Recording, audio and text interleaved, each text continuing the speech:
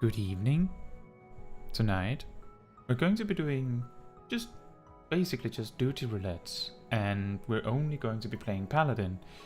I realized like 30 minutes before the stream that maybe the title might be misleading. I can't control what jobs everyone else are going to be playing in the duty roulette, of course, so the only Paladin part is of course relating to me playing Paladin. But I suppose seeing how Paladin plays in different content is more helpful if it's not, you know, a full Paladin team in comparison to one Paladin. That makes it more realistic. Just to start off, I was thinking of showing off the rotation as a whole, just to showcase so that everyone's on board with how new Paladin works if you haven't sat down and done a lot of research yourself. So essentially the rotation is super simple now, very easy to follow, very easy to work with on the move, because the opener is pretty much just do a 1-2-3 combo and then just face plant on every single cooldown that you have, to put it mildly. And let's see how that goes. I'll showcase a few minutes of the rotation on this dummy. Actually, let me just rewind that for a moment, because we forgot the step 1, the pull. Like so, and then we wait for Royal Authority to reset, and then we get it right this time. Sorry about that. And if you have any questions about Paladin or anything else in the game for that matter, you're very welcome to ask them. Like if you have a question about a job that you play, you're very welcome to ask anything you're curious about. I love to answer these kinds of questions on stream and off stream if you leave a comment on a video, of course. Now, you normally pull with Holy Spirit if you're demonstrating or testing your rotation on a striking dummy, especially in Stone Sky Sea. I highly recommend that you take like a few steps back so that you're not within melee range of your target when you start casting, because otherwise starting the cast itself of Holy Spirit may cause you to swing at the enemy for just that fraction of a second, where the server doesn't realize yet that you're casting, which means that the timer in Stone Sky Sea will start early, while if you cast a step away, you can just step in during the slide cast window, and then you will get mostly the same result from that. Let me demonstrate that as this. And then you do the 1-2-3 combo, and then you do the double buff, and Goring Blade and double weave, and then magic and intervene, and more magic and intervene. And then we have the 3 fillers at the end, where we prioritize Divine Might, Holy Spirit, and then we just go to our 1-2-3-4-5-6 combo. And that's pretty much how it goes. If nothing gets in your way and you're allowed to do your rotation perfectly with no interruptions throughout a fight, then the first loop around to all your cooldowns again will be perfectly optimized, where you can have 2 Divine Might Holy Spirits and Royal Authority in your fight or flight. Whereas the second loop around will have your worst setup, where you get both Fast Blade and Riot Blade as part of the combo. After that it becomes less clear, because it like keeps going and going and going. There's I believe people figured out that it takes 7 minutes for this rotation to naturally loop. And what that means is that I don't believe that there are 6 or 7 different iterations of this combo sequence, but it does mean that it takes 7 minutes before we get back to what we do the first time. So it means that if you're playing Paladin in like a dungeon or a raid or anything, and you're doing this kind of rotation where you're not actively looping to get a specific outcome for your burst every time, then you have to be ready to like mix up your rotation on the fly. What is going to be in your burst may vary heavily, so just remember Divine Might, Holy Spirit first, and then you just do your 1, 2, 3, like your full wombo combo of melee attacks for the rest of the filler. That's it. And Santu asks, and welcome to the stream, Santu. I hope you're doing well. How is Paladin now? I haven't leveled mine, but play other tanks a lot, especially Gunbreaker. Wondering how Paladin compares now. Well, from what I can tell, Paladin is like a couple of percent of DPS behind the other tanks in the newest Extreme trial. However, as we are still very early in new Paladin's life, this can both be because people are still inexperienced with new Paladin, although admittedly there isn't that much to master in this rotation, I want to say. The thing that is there to master is, while the other tanks basically just have to make the most of what they have, all the uptime they can get, compared to the uptime that they can't get. Like, if you're forced away from the boss for any reason, that's something that you just can't do anything about. Paladin, on the other hand, spend like around a third of their rotation doing attacks that are technically ranged, which means that if you can set up your rotation appropriately, you may be able to completely ignore such an intermission or situation where you have to step away from the boss because you can just keep casting. But learning when to do this is not easy. It's not easy.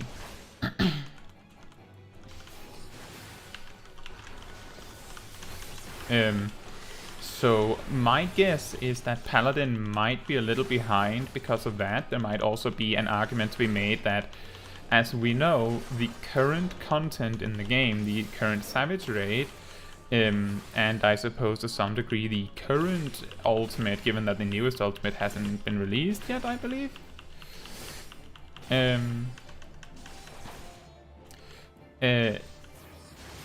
Because of that, that content really making it completely possible to ignore being melee. Like, the hitboxes on enemies are absolutely gigantic, which means that the advantage the Paladin brings to the table of being able to perform their entire rotation at range is completely irrelevant, right? It's completely irrelevant. So I think there is a reasonable argument that new Paladin happens to have been born with an advantage that is completely pointless right now.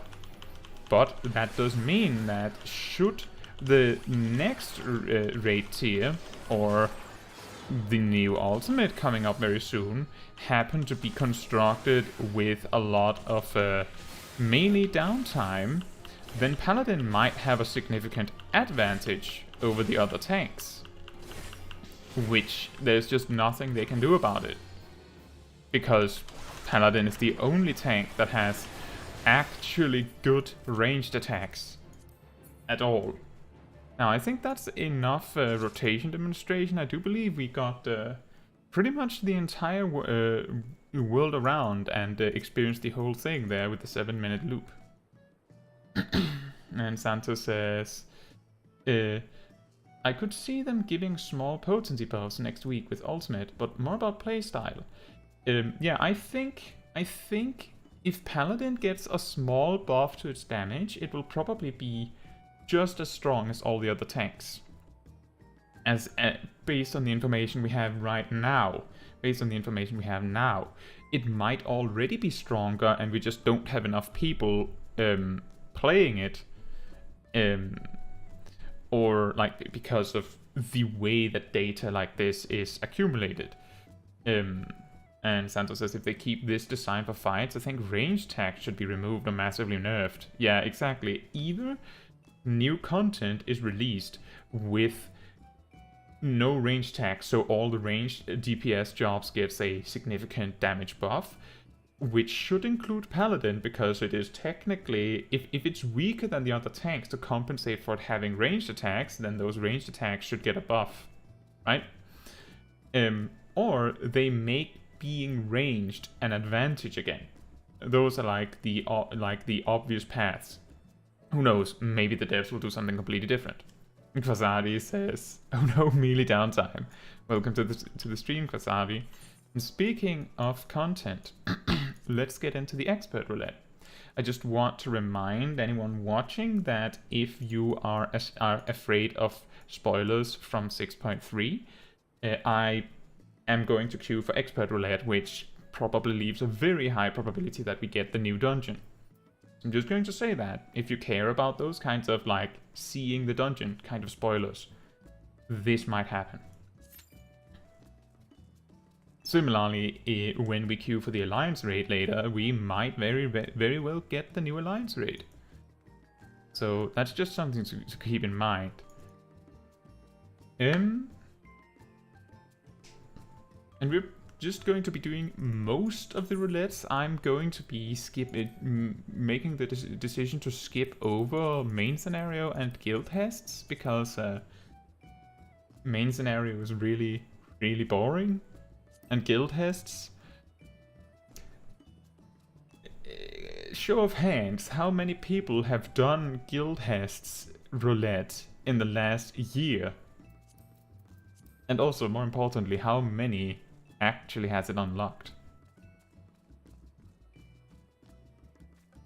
But I think one huge advantage that Paladin has over the other tanks is that even put up against Warrior, which is, a lot of people agree, is like very brain dead in its rotation. Oh, we got the old one. Fair enough. Very brain dead in its rotation. Paladin might actually be easier than Warrior now, simply because you hardly have any resource stockpiling you can do in the first place. You can't really prepare anything for the burst. And Santos says that you did do... I was 1 second early there. That you did the guild tests a few months ago, when you were leveling Rogue. I suppose that would be that would be the one time to do it if you're leveling a low-level job. Like the value of guild tests drop after, like, I believe level 15 or something. It stops being particularly helpful in value.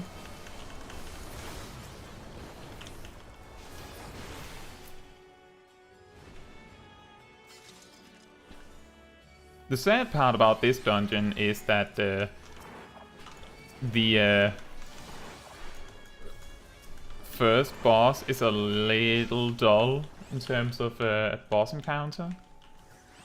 Hey Robert, how are you doing? And welcome to the stream, I'm glad to see you again.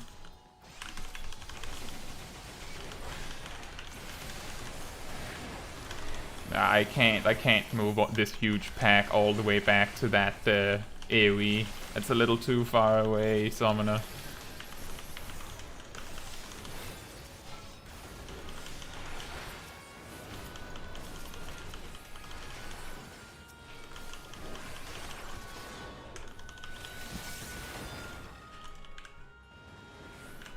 Glad to hear you're doing well. How is Paladin treating me? I actually really love how new Paladin works. I think a lot some like veteran Paladins feel like it's very simple compared to what they were used to, because they were used to like planning an entire encounter from start to finish to perfectly optimize your rotation, which is no longer necessary, like, at all.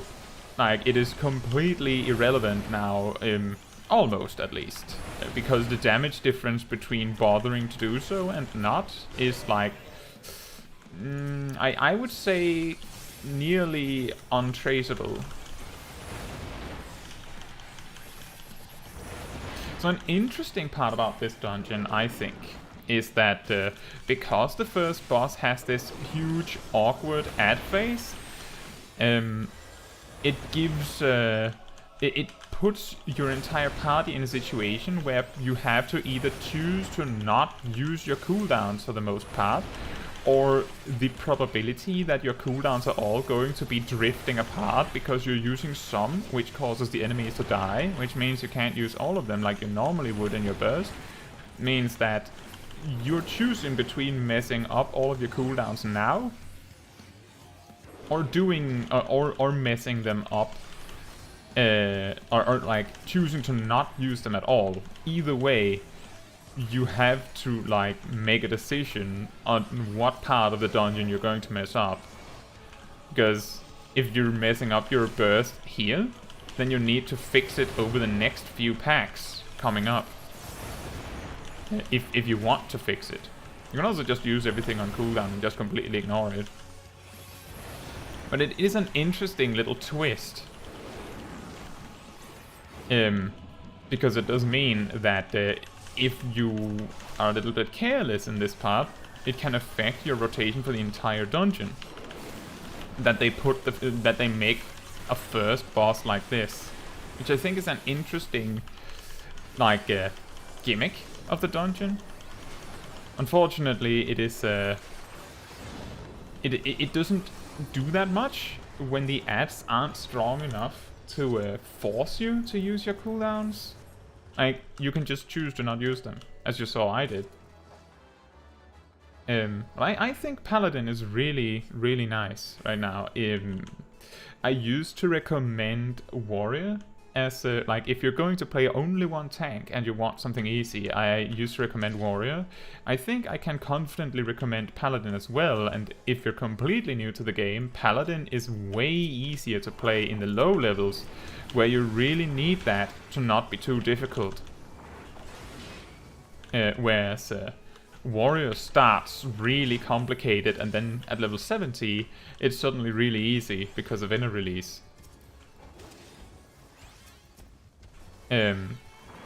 Whereas Paladin starts really simple, and then it like adds a little bit of stuff, but for the most part it stays really simple.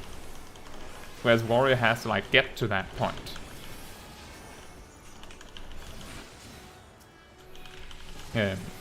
That's how I feel about it. I don't know. I'd love to hear other people's opinions on Paladin. The most interesting perspectives I've heard from Warrior mains is that they want an attack that just dumps all of your Sword Oath stacks, you know, those that you spent for Atonement, so that you can efficiently optimize every single burst window. You know, the thing that I just said was no longer necessary, because they don't want to lose that. Which means that the opinion of Paladin mains from before the rework may be difficult to like define exactly how it's valued if they weigh the value of new Paladin on how similar it is to old Paladin, which is an unfair comparison.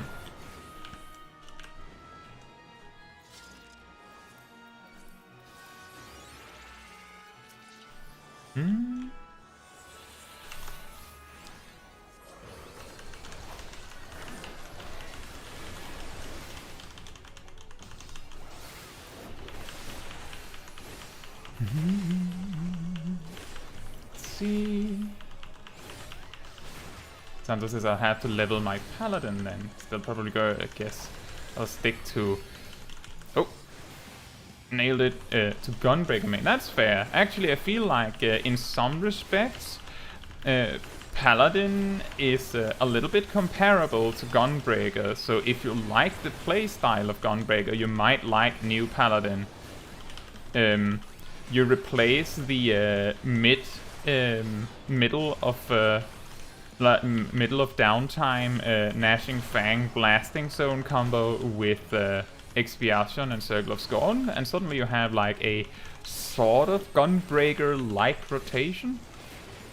It's just a little less intense and more magical.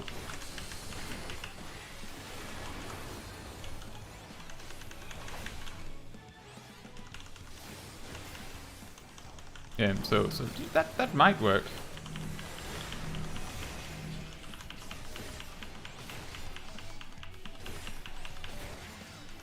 Since there's despite being tank main, I don't really like half the tanks much. And that's fair, you don't have to love all of the tanks to be a tank main. My advice is at least that if you only play one role and you're doing hard content, it might be healthy to be able to play at least 2 jobs in that role, so that if there's if you're joining a party finder group, if the other tank is your main, you can switch to a secondary. That's particularly helpful if the 2 tanks that you play rely on the same stats, which is convenient right now, because as far as I know, Paladin plays optimally on 0 skill speed, Warrior plays optimally at 0 skill speed, Gunbreaker plays pretty good on 0 skill speed, and Dark Knight can play on 0 skill speed, so you can have one gear set and all of your tanks would work perfectly fine. They use the same gear, it's just the weapons. And Robert says, my warrior's level 20. I think, so it wouldn't be much to switch. I think what matters here is which one you would rather play, really. That's what it boils down to. And you don't have to switch necessarily. That's only if you would rather play warrior. But I do recommend both as a starter. It's just that warrior is a little rougher in the first many levels.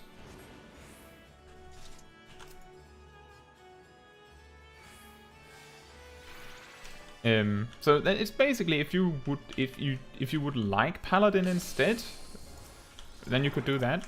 Honestly, I think if you like warrior as it is already, then you can continue that. Yeah,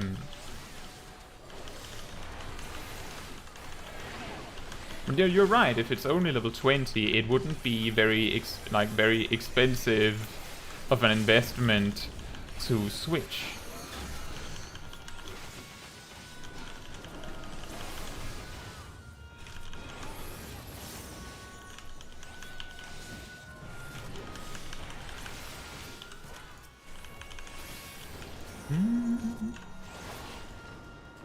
See. And Exo says, I love simple. I'm lazy and my fingers can't keep up. That's fair. I prefer the less intense tanks because it makes it easier to keep up when you're thinking about other stuff. It also means that there's less things that you need to press whenever you need to burst, which makes it easier to perform. In my opinion. I will say that the Gunbreaker burst is pretty intuitive, so just pressing everything will carry you really, really far. Oh dear.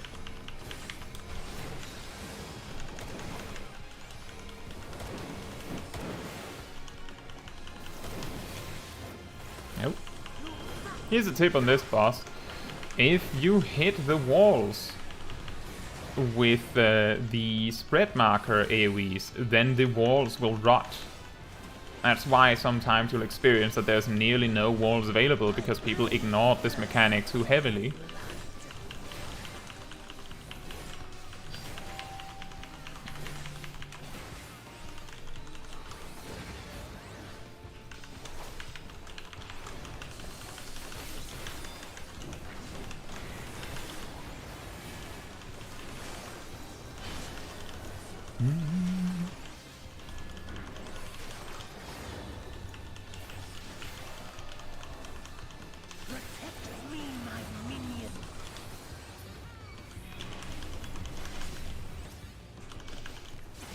I want to really just quickly highlight Putis here saying too many buttons. Because as I said a few minutes ago, I've heard Paladin mains ask, like they've said that they want a button that, like a new attack that just dumps all of your sword oath stacks, you know, the ones used for atonement, so that you don't have to waste sword oath, but can still perfectly line up every single burst window.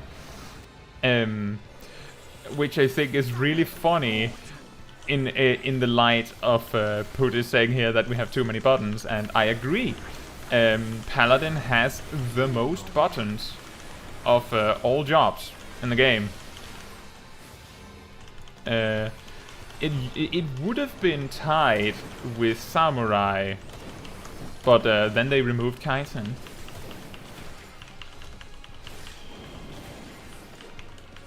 Oh no. I don't have a ranged attack. Oh, oh, the boss died then. Excellent. Let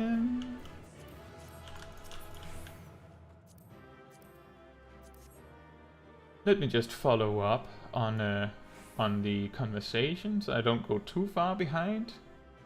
And Kwasari says, in the early levels, the beast gauge management is far more important and difficult than in the later levels because of inner release. It's really funny with Warrior because it's like from level 1 to 69, the whole managing your beast gauge is like the entire centerpiece of your rotation. That's all you're doing is like managing to get those fell cleaves or inner beasts perfectly lined up for every single berserk window, and even getting your 1-2-3 combo in position when you're eating like extra low level where you don't have fell cleave.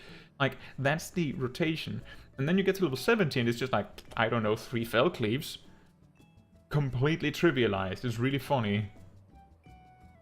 And Robert says you're only 1 million experience from level 90 with Black Mage. Oh, nice! That's awesome. I hope you have at least gotten all of your spells from Stormblood. Like, I hope you can finish your main quest. I'm sure you have, right? I hope you have. So that you're not missing foul. And Santos says I can do Warrior, Dark Knight, and Savage at okay level, but I find Gunbreaker more comfortable because of muscle memory. Yeah, exactly. And I think that might be the biggest reason why New Paladin is scoring a bit lower on damage logs right now, is that because it is new, most players that play Paladin, even those that were used to Paladin before, have to like relearn the muscle memory, figure out the patterns where they can do what in each encounter, which means that they are at a huge experience disadvantage, which is why I was looking at data from the new Extreme, because at least there we're comparing the 4 tanks in a scenario where, you know, everyone's experiencing it for the first time. The difference is that the Paladin is still at an experience disadvantage as a whole. And Exo says, I'm still on the end of Heaven's Ward with a level 67 Paladin. I hope you enjoy the bit lower level Paladin. I believe like in the level range before you get Requiesced, Holy Spirit is in a little bit weird spot because it looks better than it is. I do bring this up in my Paladin high level guide. I was researching this like 2 days after the release of New Paladin. Let me just explain this. So, this is really, really nerdy stuff, but basically, all jobs will do an average of 90 potency per 3 seconds with their auto attacks, assuming you let it. But this potency is of course physical damage, which is why jobs with a very, very low strength stat, or in case of ninja, they will use dexterity alongside the ranged physical. But if you have a really low melee damage stat, your auto attacks will do very low damage. But that's still 90 potency. Now it's 90 potency per 3 seconds on average, which means that if you have a slower swing timer than every 3 seconds, it will do more when you swing. If you have a faster one like Paladin, it'll do less per swing, but ultimately it'll be 90 potency on average every 3 seconds. If you start casting something, the entire window where you are casting, not including the slide casting window, that will actually pause your swing timer, which means that if you're spamming out Holy Spirits, every single time you start to cast Holy Spirit, it will delay your auto attack by 1 second, which is 30 potency. And you can see how that would be a problem, because Holy Spirit says it does 350 potency, but if it costs 1 second of auto attacking to use, then it's more like, 320 potency. Which suddenly drops it from being really good to being, okay. And the reason why that is because if you do your 1, 2, 3 combo, 3 atonements, and the Divine Might Holy Spirit, on average, that's also 350 potency.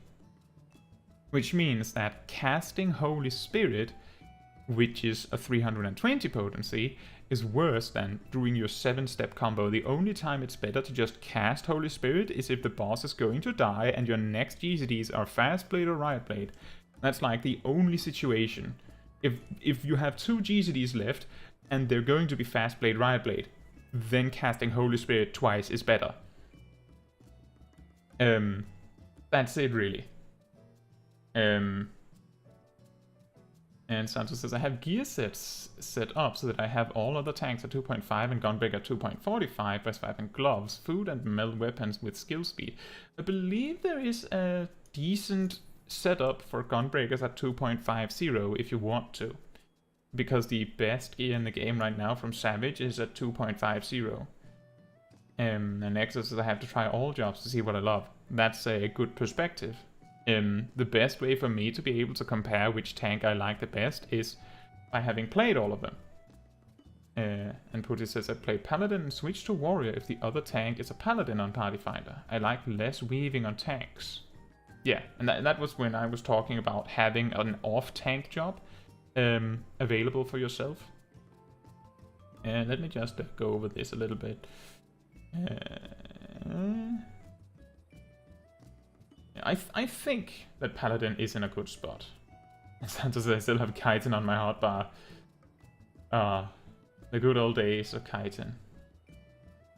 Yeah, they don't have to remove anything from Paladin, but what should they merge? What should they merge to make it better? Make it nicer? Actually, they might be able to remove Shield Bash, no problem. They could remove it. Although I feel like it's nice to have, but they could remove that. And Quasari says I have trouble fitting everything for controller, and currently I don't have Provoke and Shirk on my hotbar. I would recommend having Provoke on your hotbar. The reason for that is, this is a little bit of a misconception. I have a relatively old video on the subject, but if you read the Provoke tooltip, it says placing yourself at the top of a target's enmity list while gaining additional enmity. Now, you might think that's probably like a minuscule amount of enmity to make sure that you're on top. Let me put it like this. Shield Lob, I believe it's 5 or maybe it's 7 times enmity multiplier, so it's like 700 potency in value of enmity when you throw it. And then, of course, you have your Iron Will. So it's, 7,000 potency of enmity. Provoke is 2,000, as far as I know. I haven't tested in a while, but back when I tested, we found out that it was very precisely 2,000 enmity, and that also stacks with Iron Will. So you can throw 3 shield lobs or just taunt a thing. So, just to demonstrate,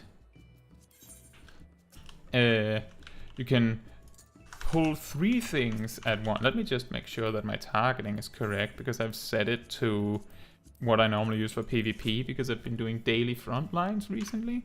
So you can do shield lob, provoke, and then shield lob again, and that way you can pull 3 mobs very fluidly.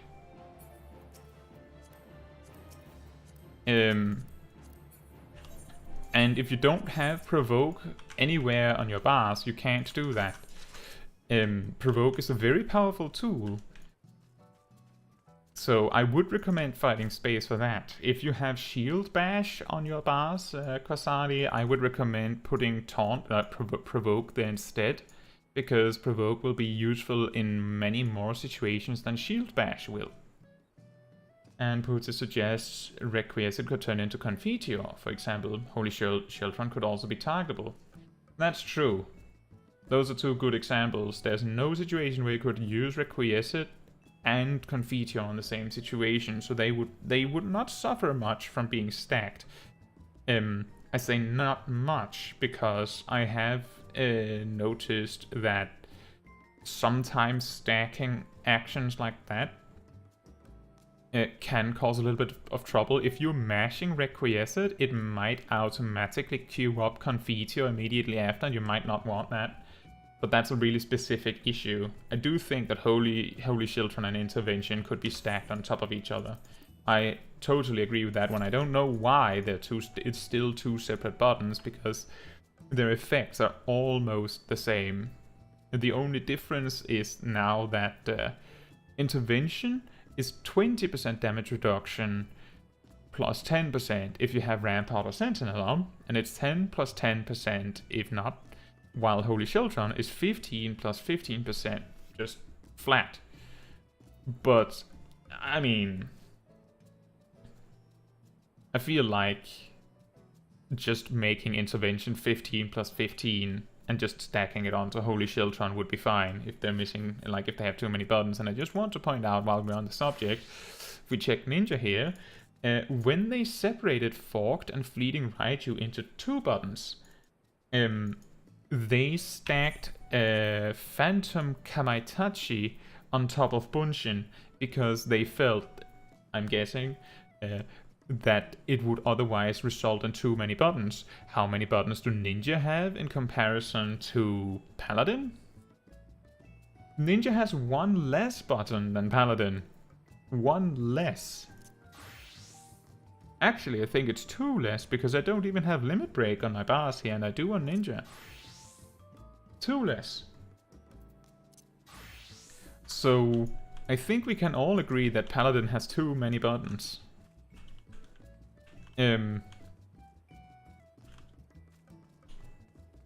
If they really needed to consolidate some buttons, they could even make it so that Clemency was just like that. Holy Spirit and Clemency were just like the same action, and the effect depended on whether you were targeting an ally or an enemy.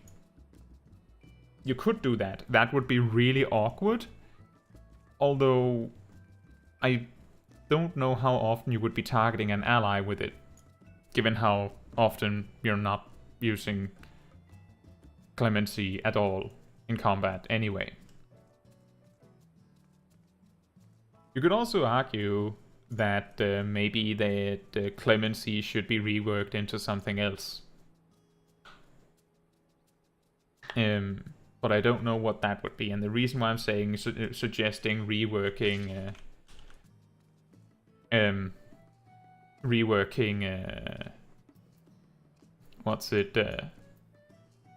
the reason I'm suggesting reworking Clemency into something else is specifically because it is at max level, and even while leveling, considered a panic button. I want to point out, highlight that Shield Bash is also a panic button. Shield Bash is a DPS loss to use in any situation, because any situation where Shield Bash is useful, Low Blow is also useful and is not a DPS loss. And in any situation where Clemency is useful, you are probably in a desperate situation where you are going to die if you're not using it. It's like a trap button. Whoops. It's a trap button because new players will find it much more enticing to use clemency because it makes them feel safe. But in most situations, it only prolongs the fight, meaning you're in danger for longer. Putin says maybe they could have Confetti or just not require Requiescent, and you could remove Requiescent.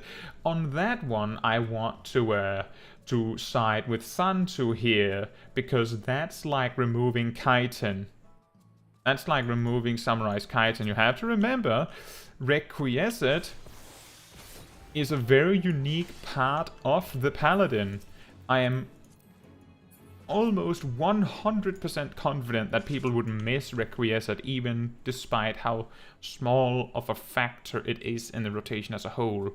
And you could literally just part out the 300 potency from Requiescent over some of the magic attacks in the like Confiteor combo, and you wouldn't feel any difference. In fact, it would be a DPS gain on AoE, because all of the Confiteor attacks will, you know, do half of the damage in an AoE.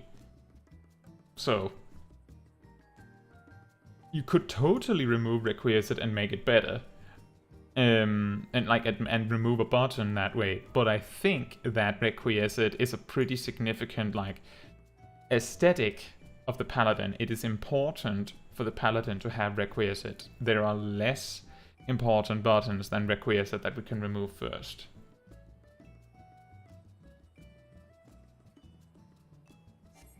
And hey, long time no see, Lowell. Hope you're doing well. Saying, logically speaking, swinging and then shield bashing in a single motion would result in more DPS. Fun fact, in Stormblood and before Stormblood, Paladin had an attack called Shield Swipe, which was only usable after blocking an attack and basically did some damage, I believe, to just your main target. And that was an ability, so you could weave it. So we used to be able to do that.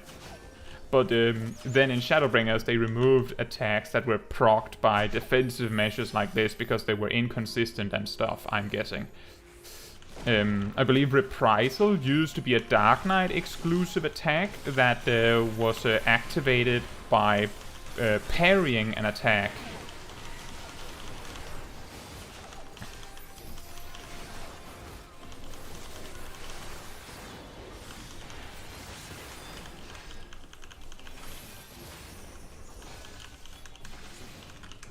Noel took a break from the game, and that's why I haven't seen you in chat. That's fair. Welcome back, then. You're in the Craft Gatherer hole. As long as you're having fun, that's what really matters to me.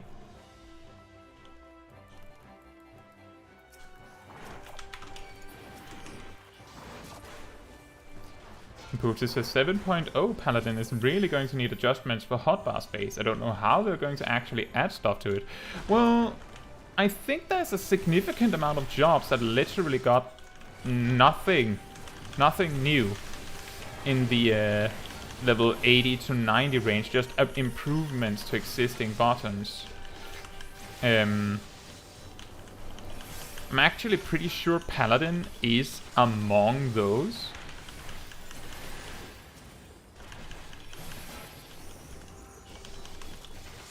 Let's see, level 82.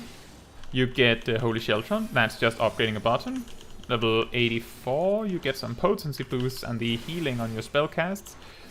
86, you get Expiation.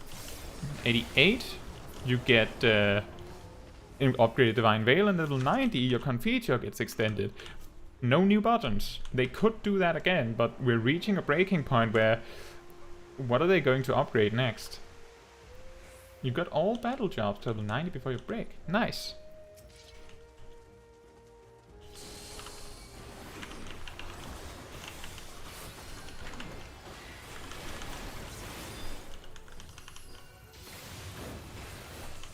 Oh, I missed my window to use Divine Veil there because I was too focused on fixing my weird opener because I didn't want the Royal Authority combo to go to waste, and I didn't want Divine Might to go to waste. That's an advantage in having a pretty open rotation, is that you can get really far by just freestyling it, where a lot of jobs can't do that.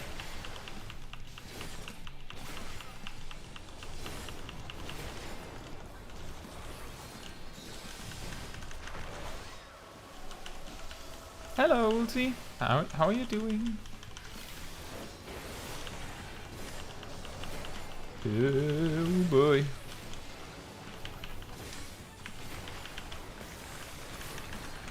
And we have to redo the weird burst I did a minute ago because the order is the same.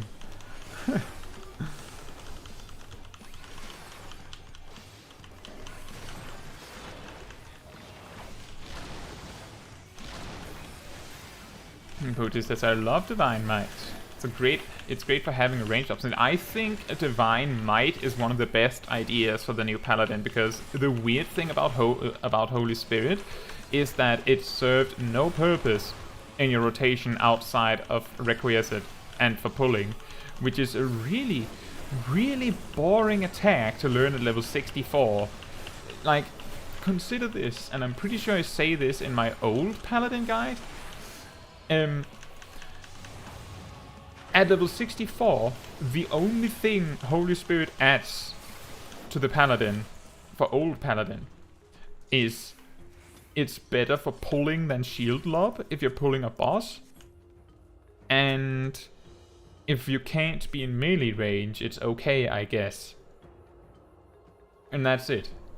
And that's it. New Paladin with Divine Might makes it a genuine part of your rotation. I think that's makes it a lot cooler.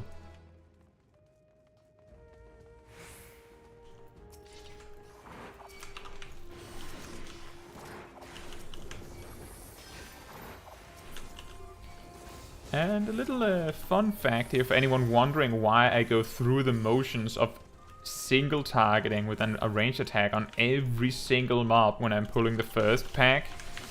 That's because if you just do an AoE cleave on them, and you have some particularly aggressive DPS players going ham, you will often lose aggro on like 1 or 2 mobs in the pack. But if you single target each one of them with a ranged attack, you will have delivered so much enmity on them that you're pretty safe. You can just ignore them. It's much more consistent than just running through the mobs with a single AoE attack. It's a little slower, a little bit, but if you lose the attention of the enemy, which can happen, then that's a lot slower if you have to turn back around and pick it up again. So I choose to do the more safe approach. And Ulti says, you just finished the Omega raid for the first time. Oh, did you like it? And how did you like, what's it called? Starboard Larboard?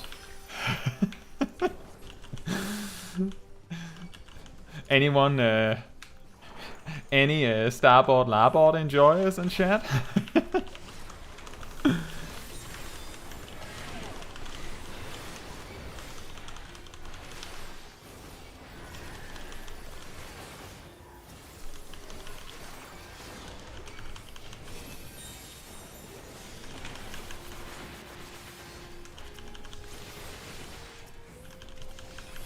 It was really fun. That's great.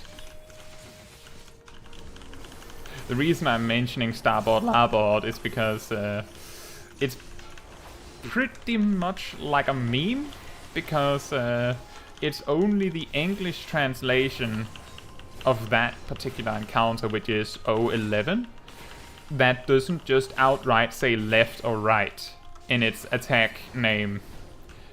And it's of course because Starboard and Larboard are ancient left and right descriptions for ships, I believe. Which makes it aesthetically pleasing However, if you don't know what starboard and larboard is, then it means that it is not very helpful information. Yeah, Lewell says starboard isn't the left, therefore it is the right. Yeah, exactly. And I'm like, larboard is L and that's left. And that's all the information. And then, if you haven't done it in a while, then the question is, if you're tanking Omega, the first question I ask myself in those situations is, my left or his left?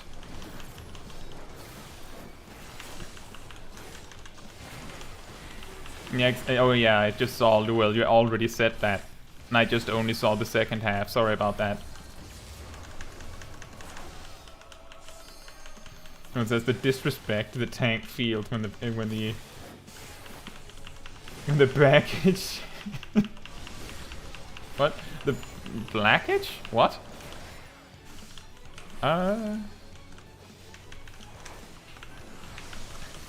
Steals your aggro. Black mage steals your aggro. Ah. Well, the good news there are that at least the black mage can just use ethereal manipulation hop to you. But yeah, that is exactly the reason why I take the extra few seconds to poke everything an extra time, so that the black mage can safely go to town.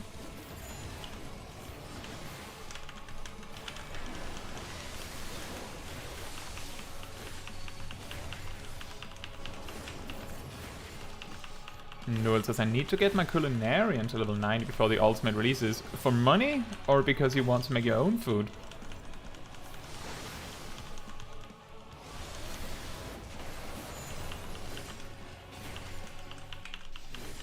Money.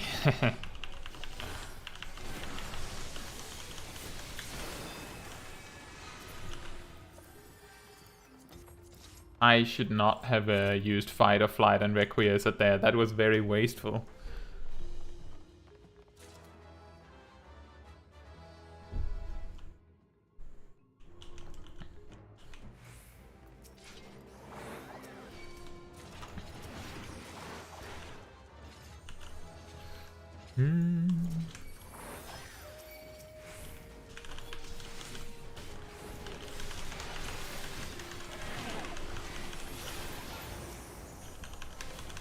You're not geared for ultimate. Well, if you haven't been doing Savage, then it's probably safe to say that you should do that first. Not necessarily for the gear, like also for the gear, but mainly because the ultimate is going to be harder than the Savage, so you might as well get that extra experience, the extra practice, before you toss yourself at something even harder. That's also why I have friends that are not super strong at Savage that have mentioned they wanted to do Savage, and I generally suggest, if you have never done Savage before, you might want to give an Extreme a try first and see if you like that, because that's a little easier. Like, get like a soft introduction to hard content, rather than tossing yourself right into the lava pit.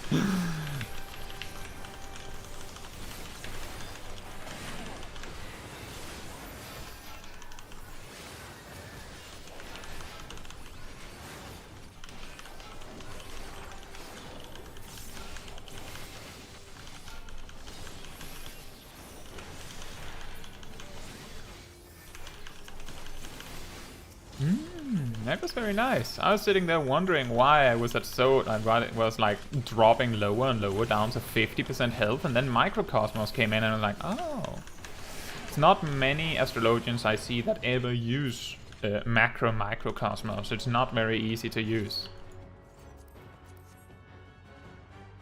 Potis says, Bulwark is actually pretty good. I feel like Paladin now defensively is at least on par with the other tanks, if not better. Having extra raid wide is also decent. Yeah, Bulwark is an interesting case, because Bulwark is actually, like, power level wise, it is like half of a Rampart. That's the power level of Bulwark. Because it's 20% damage reduction, effectively speaking. It's not exactly that. Oh no, we're losing 1 GCD. It was going to be a fast blade anyway. It's not that big of a deal. But Bulwark is technically 20% damage reduction because that's how much block tends to block. But normally you block 30% of attacks as a paladin. That's like the default value. Which means that changing that to 100% is closer to like 14% damage reduction. Which means that Bulwark is half of 2/3 of a rampart. So the biggest value of Bulwark is in having an extra cooldown that you didn't have before, which makes it a lot stronger in terms of like actual value.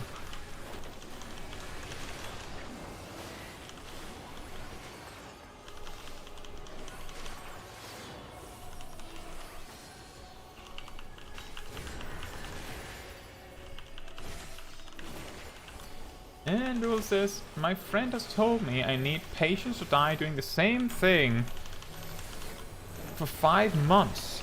Something like that. I have certainly heard people talk about only having to have progressed on an ultimate for like 3 or 4 months. So it's totally reasonable to assume that you would need even more time than that. It depends on how skilled your raid team is. And if you're doing it in Party Finder, then I pray for your sanity. Like doing Savage in Party Finder is already difficult enough. Ah, I thought I could get I could catch the combo before it ended. But the big benefit, the biggest value of Bulwark is that the advantage Paladin has over the other tanks is specifically in its ability to sometimes block an attack in addition to, you know, other cooldowns. Like, before the rework, you could use Holy Shelter. Well, Holy Shelter would guarantee a block. Let's say you could use Sentinel. And then, incidentally, you also blocked the attack. Which just adds a free 20% damage reduction.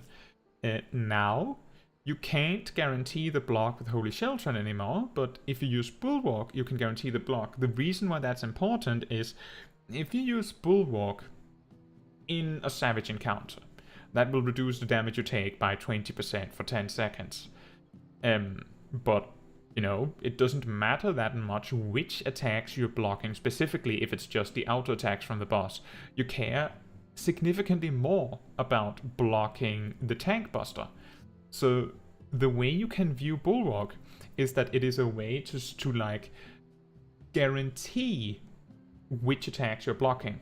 You're going, well, of all the attacks this boss is going to use, I want to block the tank buster. So Bulwark can make that happen.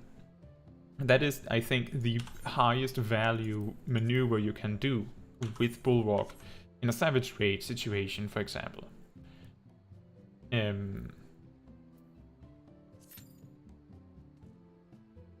Lol says, I had a level 90 Paladin not use a single mitigation aside from Shelter on doing trash mobs, and it made me want to pull my hair out. Yeah.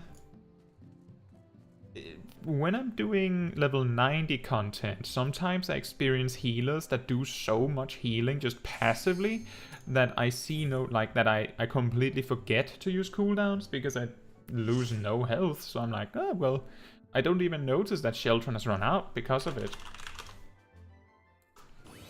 Now we're getting a level 80 dungeon. But if your healers they're panicking, then you need to make sure to click your buttons. Especially in like the level 81 and the 83, like the leveling dungeons of Endwalker, I recall, are extremely brutal. Like, it is not uncommon for tanks to need to like, not just defensive cooldown cycling, you know, keep one defensive cooldown up at all times.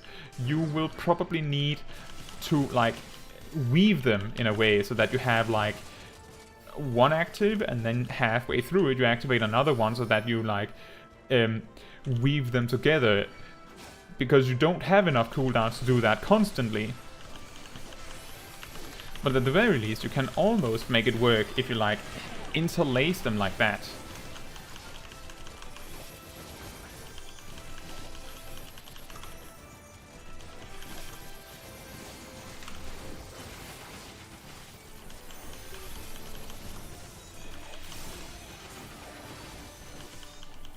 And here we can really feel the lack of self-healing while casting spells.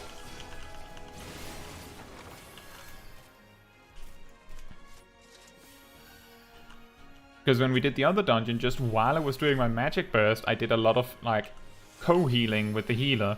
But now without that, I'm just completely at the mercy of the healer choosing to cast heals on me.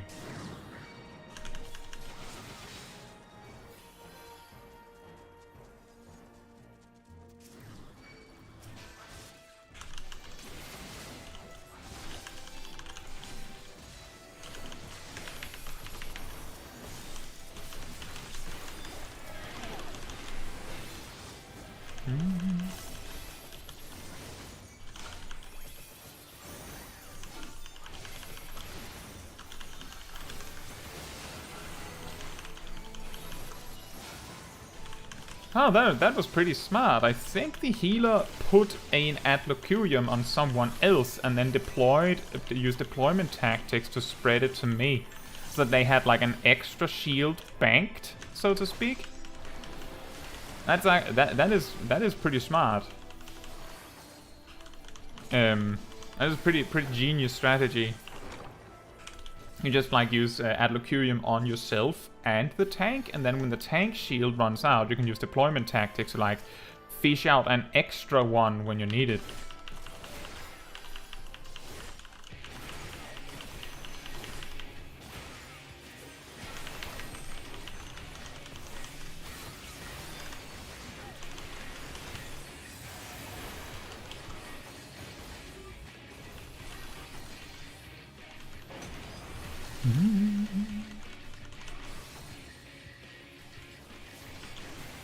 Oh right, the brooms.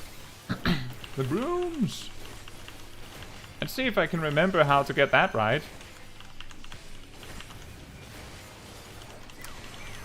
Yeah,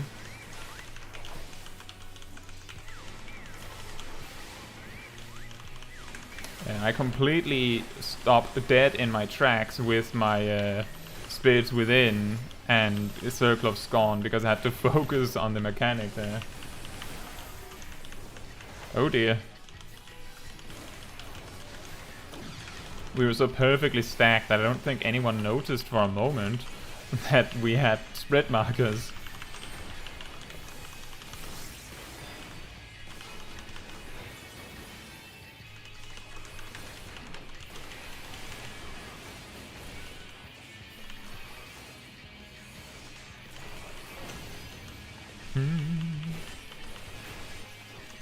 And here we go again with the brooms.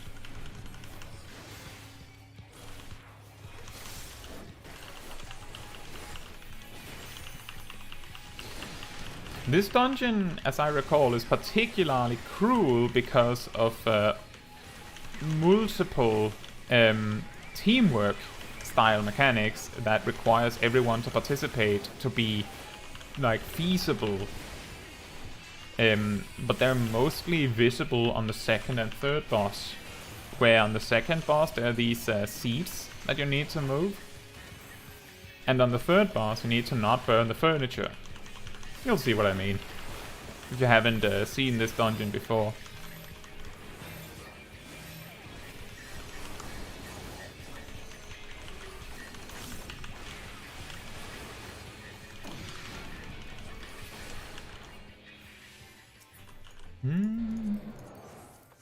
Pooty says, Holy Sheltron is pretty underrated considering how you can generally stall 2. I feel like new Paladin feels really flexible with how it tanks and how it does damage now. I agree.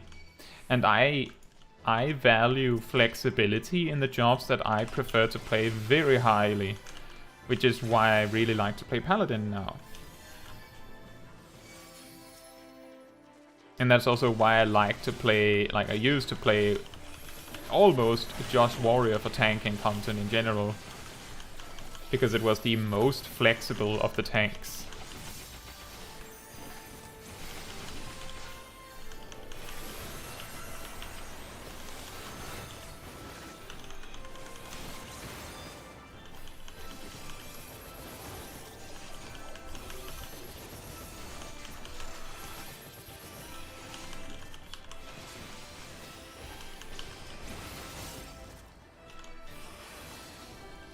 Who loves 6.2 Paladin? I did like 6.2 Paladin. I have I want to point out that my first tank that I played to max level back in Stormblood was Paladin. I played through the MSQ as a red mage. Well, I played it as summoner, also featuring scholar every now and then. And then I reached level 50 and just jumped to red mage, and then at level 70, back then in Stormblood, the Q times for DPS were brutal, very, very terrible.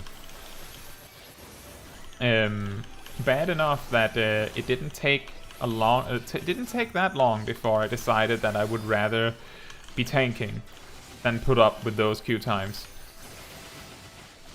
And I switched to Paladin.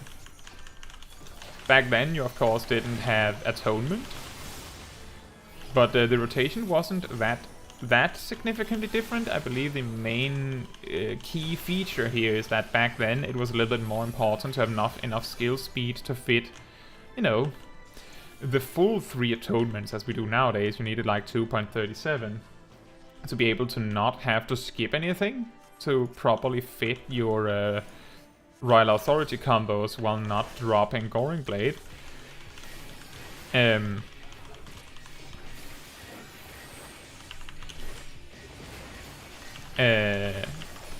then they added Atonement, and now that's, you know, trivialized.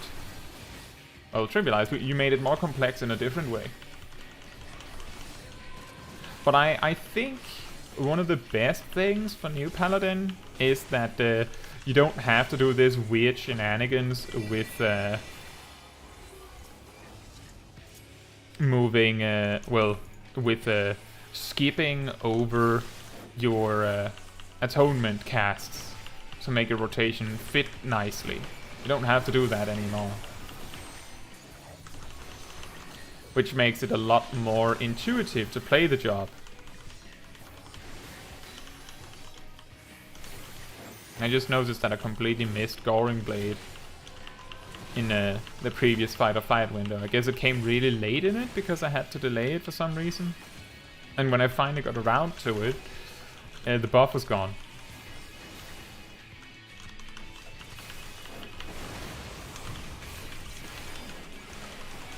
I think the Samurai just had the healer killed.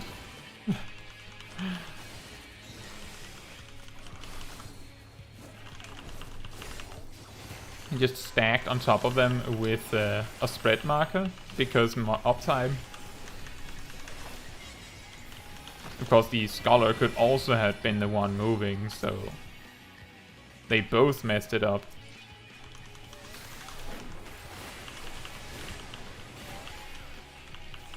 You could say, anyway.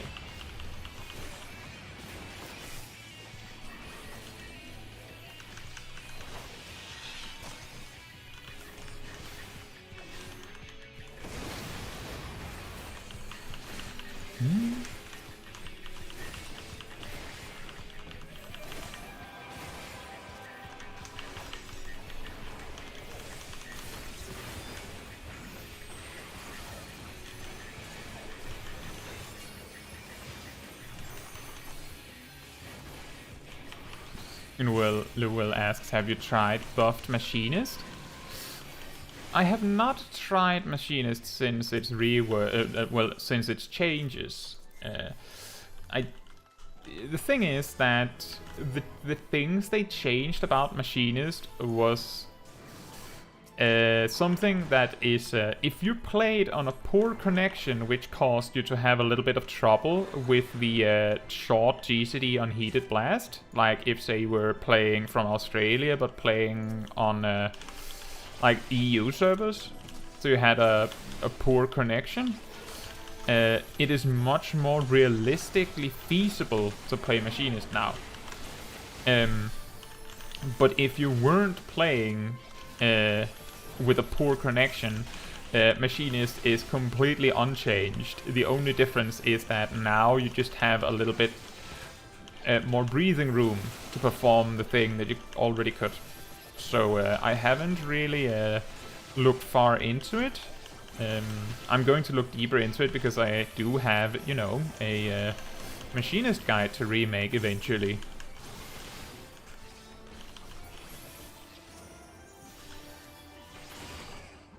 But I don't think I think you can't really tell a massive difference in the in the Machinist rotation if you were already playing Machinist properly before the recent patch. Ah, this pull.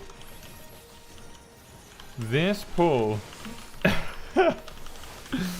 How about if we put 2 ranged mobs in this random pull, so you either have to mess up your entire like pull situation, or you will have an awkward stack like this.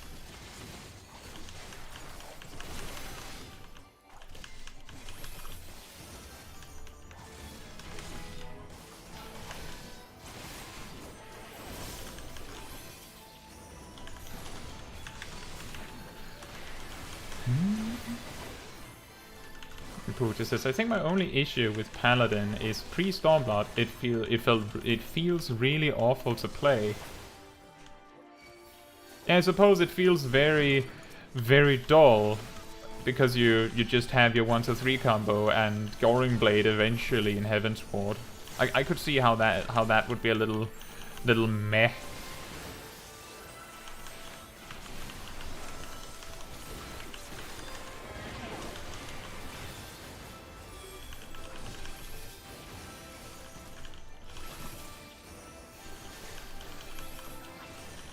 Nuel says, I was top DPS for majority of normal abyssals with majority crafted gear. Oh.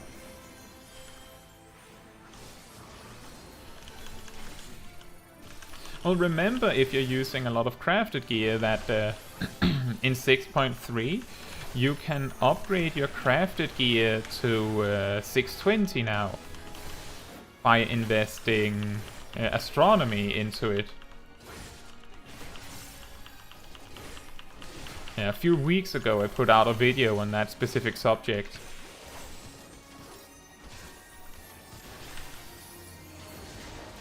Is it just me, or are these 2 mobs surviving an incredible amount of time?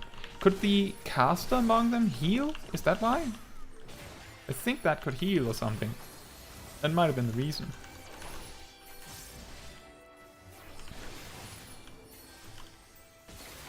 Yeah, if we get some lower level content when we're queuing in for stuff here, it would be very interesting. Specifically below level 80 is where the rotation gets really funky.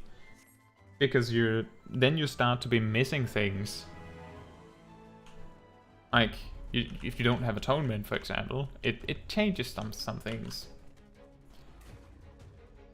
Oh, someone's a first timer. So just for anyone watching that has never seen this dungeon before, when you get the blue fire on you, the only way to survive it is to pass the fire onto furniture. But there are multiple mechanics in this fight that can put the furniture on fire. So you want to avoid that and minimize the amount of furniture you waste because of it. And you can end up in a situation where there isn't enough furniture for everyone. The blue flame from this mechanic is effectively equivalent to a Doom. And this is the particular mechanic that can burn furniture. And the samurai died. So I don't have to hurry. Run over and burn this huge drapery now.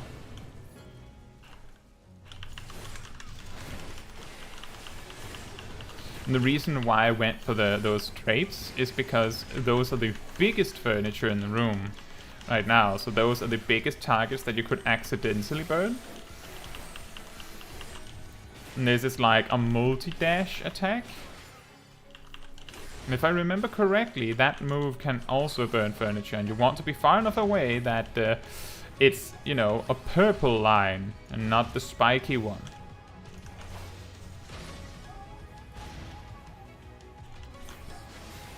Which is why both of the DPS got a Vuln stack.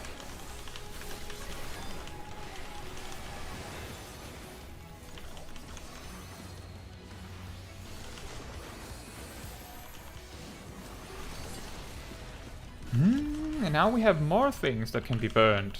Now, the thing is that we're going to need those chandeliers. So we don't really want to burn them. But one of them got burnt now. And I can see that the healer will be spending the chandelier, so I have to run all the way to the other side of the arena. You see, we have 3 furniture left, and that's because the samurai was dead. I think if no one had died throughout the fight, we might have had 1 furniture left in total. Noel says this is a Sprout's worst nightmare. This is a very brutal when you're here for the first time.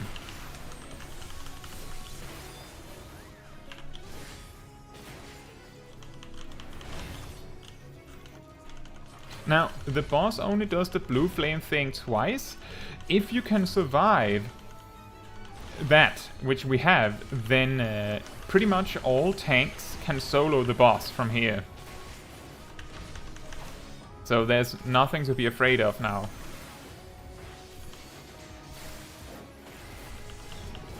And if you can survive the those 2 blue flame mechanics, then and your tank is still alive and is half decent, and then you have 1.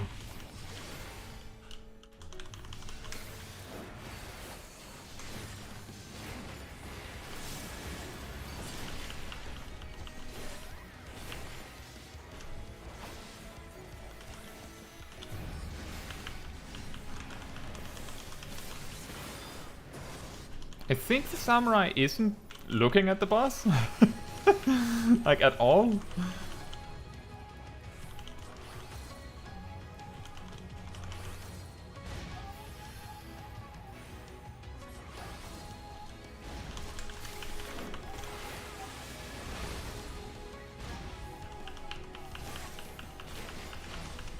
And Kasari says, I remember wiping to this the first couple of times. Yeah, I have actually at one point, the reason why I know you can solo this boss after surviving the blue flame stuff as a tank is because I had to solo it once as a Dark Knight.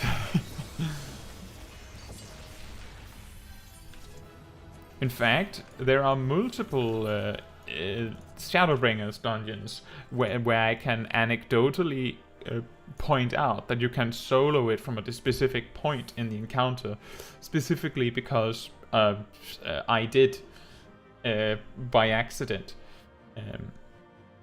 Which means, because the second time you do the blue flame stuff is like at 50% if your group is doing really poorly, because the boss just goes through like a set sequence. That means that if your party isn't doing well, you could, you know, be alone for half of the fight. Lowell says, could a sage or scholar crit shield the blue flames? I'm pretty sure that the boss just gives you the debuff. I think. Do we have enough combat log to check that? How far back do we need to go to see that?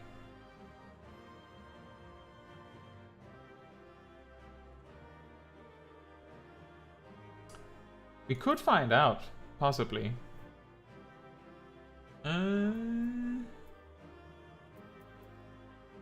Now the question is whether I can remember what the blue flame is called. Maybe it'll tell us. We can find it to mouse over.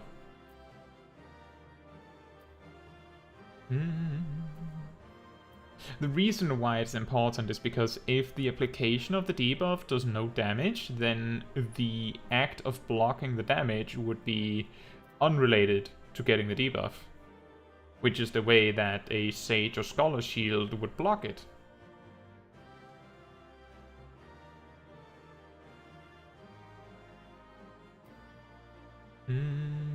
There sure is a lot here.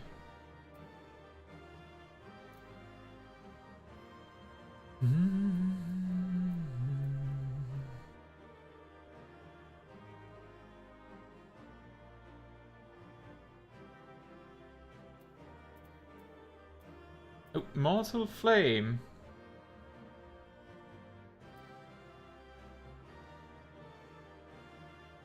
I'm going to say there is a chance. There's a chance that you might be able to block the application, but I'm pretty sure the answer is no, because the amount of damage that it does is small enough that it is absolutely possible for a healer to block it. So I'm going to guess that that is unrelated. But the funny story with that one time where I soloed it as a Dark Knight is that I remember that we were all alive. The second set of blue flames comes out. Because of shenanigans and people not doing the mechanics right, there was only 2 pieces of furniture left alive, which meant that we had to sacrifice 2 players. Now, I remember that we had me as a Dark Knight, a healer, didn't matter who, and 2 DPS that could specifically not res. Right? So not a summoner and not a red mage. Now, the DPS players could simply just not run into furniture, right? And just let the tank and the healer take the furniture and live. And then the healer would be able to gradually bring both of the DPS up again throughout the fight. And it would be fine.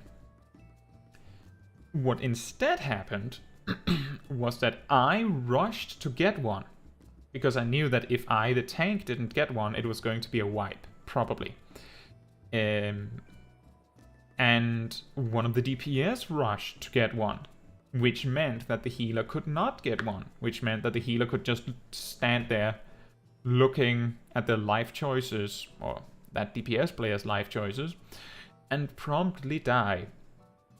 And, well, that DPS died shortly after because they had no healing to receive. And then I soloed the boss over like 7 minutes or something like that. Just to see if I could. And who else says I've only ever needed to solo the first boss in that level 89 dungeon. Ah. I suppose you could do that. Does that have any stack markers? I guess it doesn't. That tends to be the big issue. If you want to solo something, is does it have stack markers, and if it does, can you solo tank them? Like, if you can deal with them alone, then you don't need anyone else.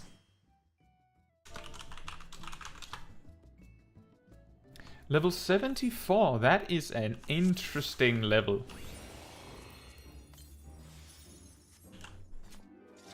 Now we don't have atonement. Here's a tip if you ever get this dungeon. Interrupt this guy. If you don't, one of these mobs just becomes like twice as powerful for no reason. And because of the way that it is twice as powerful, it feels far more than twice as powerful. Because oh dear, oh dear, oh dear. Because one mob hitting for double damage one mob hitting for double damage feels a lot more overwhelming than an extra mob, because they will hit at different intervals. And all you have to do is interrupt the fourth. Now, the interesting reason why a lot of players never interrupted the fourth at the start of Shadowbringers is because the pulsing and blinking interruptible spell bar was introduced in Shadowbringers, so a lot of players would not have been aware that it was one, a spell, and two, that it could be interrupted. Some might try to stun it just because, hey, it's casting something, maybe I can interrupt it.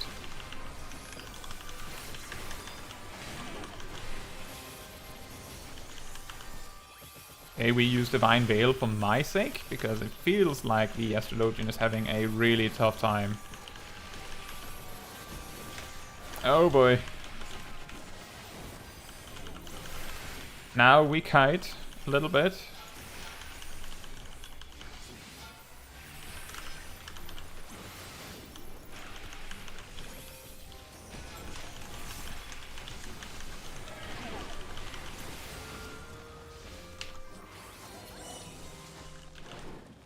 Whew, this is going to be a really, really difficult dungeon.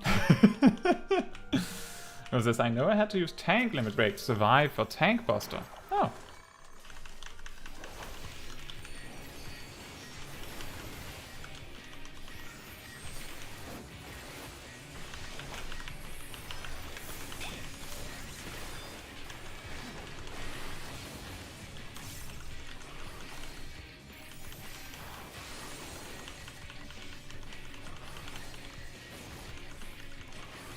So here's a trick for this boss. If you just... You need to find a safe spot to be in for the first explosion here. So you can see this spot is sort of safe, I believe. After that first one, you can just chase where it just exploded, because it's not going to place a new marker where it just exploded.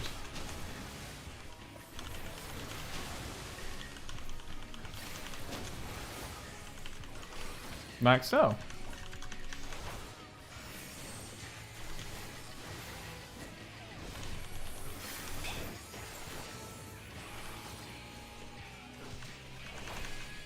Yeah, exactly, Lewell. Kiting is like a lost art, just like line of sight pulling. Because it tends to be unnecessary a lot of the time, I think.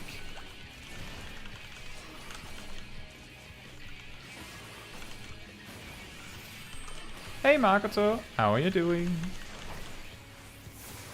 Oof.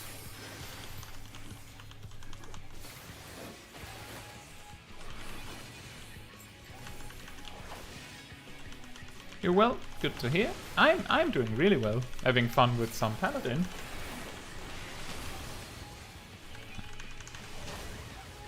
Here we go again. I'm standing on this one because I'll move to the safe spot afterwards. And then we go back and forth. And we just wait. And the reason why I'm like showing, like explaining this and showing it off like this is because a lot of players have trouble with this particular boss mechanic. And just knowing like a little trick like that, like just dodge the first one and then just follow the explosions, can sometimes be immensely helpful.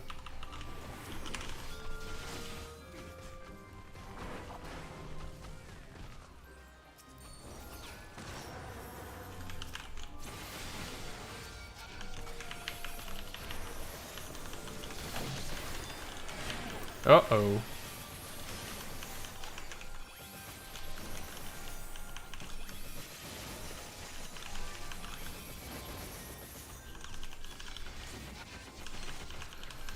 Nuances. You wouldn't need to kite if the tank and healer are playing on a reasonable level. That's true, but sometimes like mobs can be particularly overwhelming, and some healers just like tanks and healers. Every single job has like high points and low points. There's a pull in the level 81 dungeon where if your tank is level 81, it is very likely that you will need to have them kite. Or your healer will be forced to do some heal spamming, you know, cure 2 spam to make it. But if it's level 82, so you have your upgraded mitigation, then you don't have to kite as much.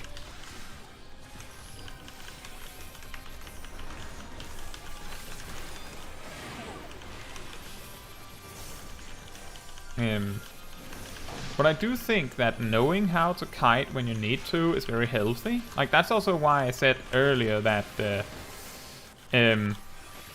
Shield Bash is a situational ability. Because you can, as a Paladin, while you don't have any self-healing during your rotation on the regular, like other tanks do, when you're below level, like high 80s, you can use Shield Bash, like just single target each mob and stun them for 6 seconds if you need to. And that can sometimes save you if you're about to wipe, or about to die, which inevitably is going to lead to a wipe, right? Yeah, I'm talking about Tower of Slot. I'm just trying to be... I'm just referring to the level ranges because often... or sometimes people will recognize the name, right? And feel a little bit like it's a spoiler. So I try to be vague in case someone is at the risk of getting spoiled from it.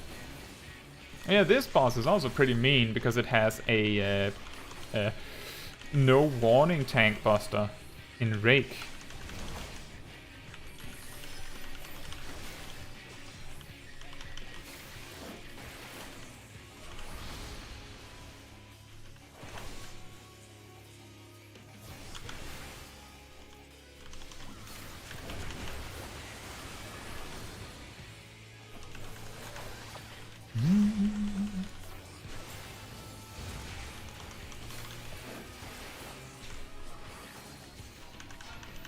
But yeah, I do have it's like over a year old, but it's very much still applicable. I have a tank basics guide, and one of the tips that I give is on the subject of kiting. And I have also shown off on stream before. I have shown off that you can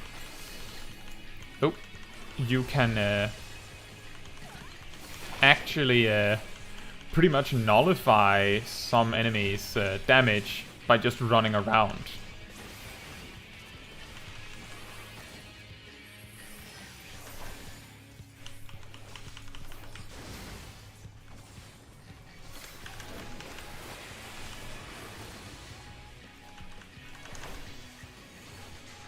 Well, just luckily Endwalker have pretty segmented dungeons in terms of level.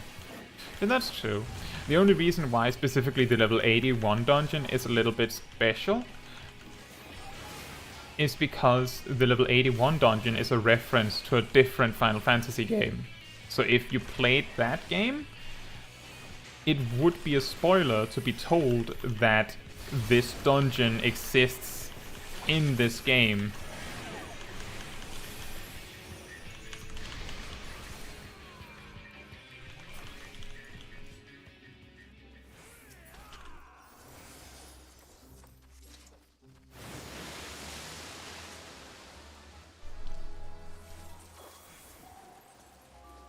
I just realized I haven't had my chat block. There we go.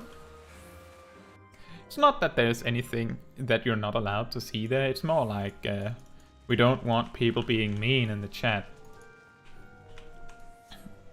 Or anyone saying something on a public live stream they didn't want streamed. So just for everyone's privacy's sake, I try to block up the chat. We just looked at it earlier because of we were looking at the battle log, and then I forgot.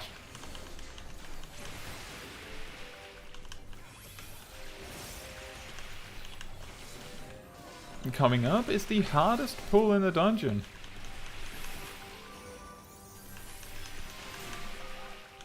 And I wonder if this healer will be able to keep up with it. Especially if they just dropped their earthly star just now. And why is it so difficult?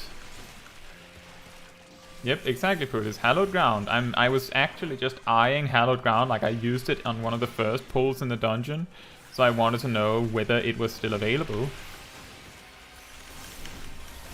Oh boy. That was a wasted sentinel.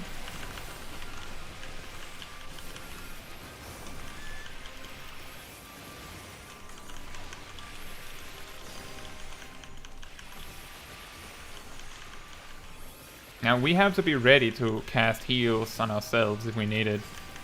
Because I don't think that the healer will be able to keep up with this damage if they fall behind in the slightest. And I won't be able to react to it if we fall too far behind.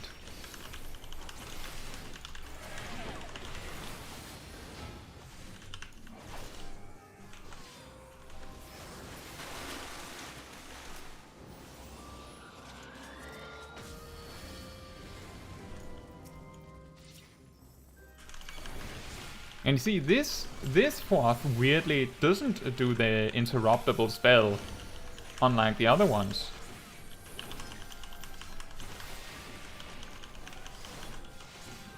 I wonder why they chose to not have this one do it.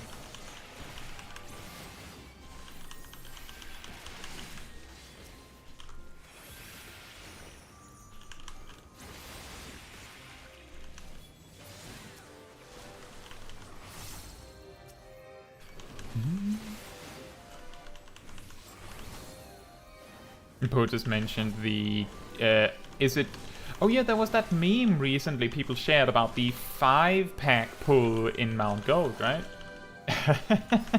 Right at the start. In Shadowbringers, the last job I leveled to 80 was Dancer, I believe. And my last 2 dungeons I did to reach level 80 was 2 Mount Gold runs back to back, like specifically queued for Mount Gold. And both times I landed in a party with like a 3-man pre-made that did that mega pull.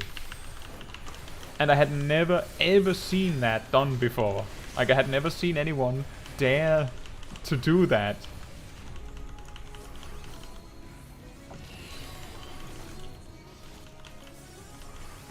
I should have used Divine Veil.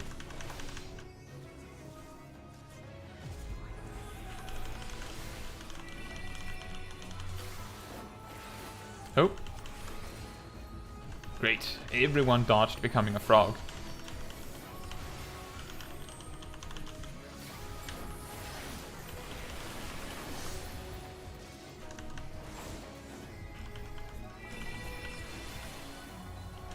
The first time that pre-made did that mega pull of 5 packs, we did wipe because, well, I think it was the first time they did it. I wasn't prepared for it either. None was prepared. Like I used all of my defensive tools as a dancer to keep up with the damage that was coming in on the tank.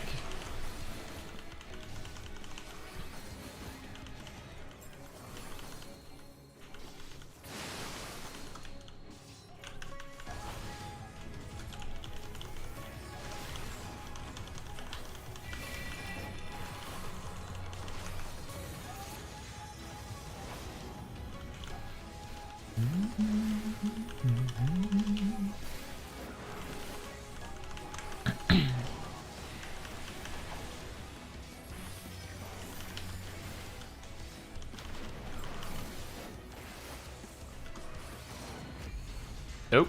They have to move. Healer, you have to move.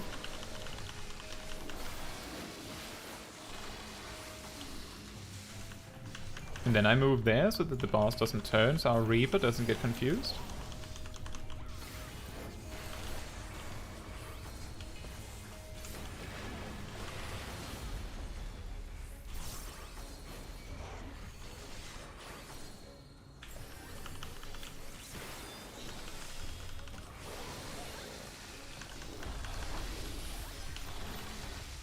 Oh yeah, that's true, Putis. I think of all the things that Machinist got in this patch, I think Dismantle is probably the biggest like improvement. Like those small quality of life things that they got. That's nice. But Dismantle is actual new tool. Well, old tool to be clear, but still. Apparently, Dismantle was an ability back in Heavensward. Congratulations on getting Paladin to 90 ulti.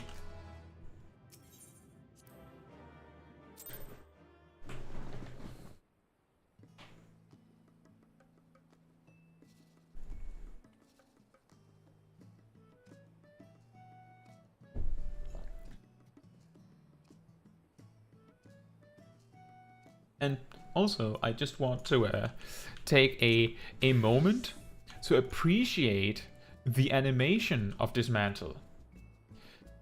If you haven't seen it, if you have a machinist and you're high enough level 62, to have their new old Dismantle ability, go, for your own sake, find a striking dummy where you have the time to watch the animation and just throw the wrench. That's right, Dismantle is a wrench boomerang. Like this.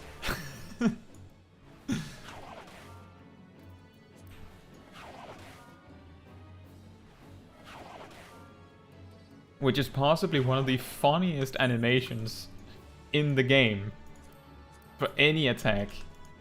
Wrench saves lives. Consider that. All melee DPS gets Feint, and all mages get Addle. And then Machinist gets the one that does both. Machinist gets the combined effect, because it does 10% to all damage.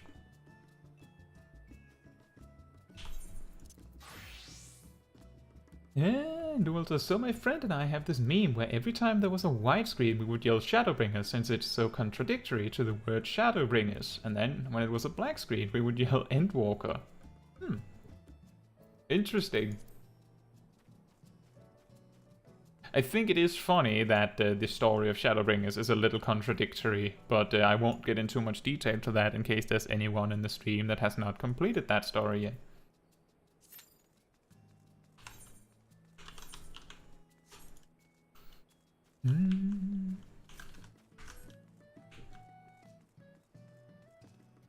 Also, also take note of the big, like, dong noise when you throw that wrench. And Cyber Ocelot says, that'll throw a wrench in the raid mitigation plan. Hey Raven, how are you doing?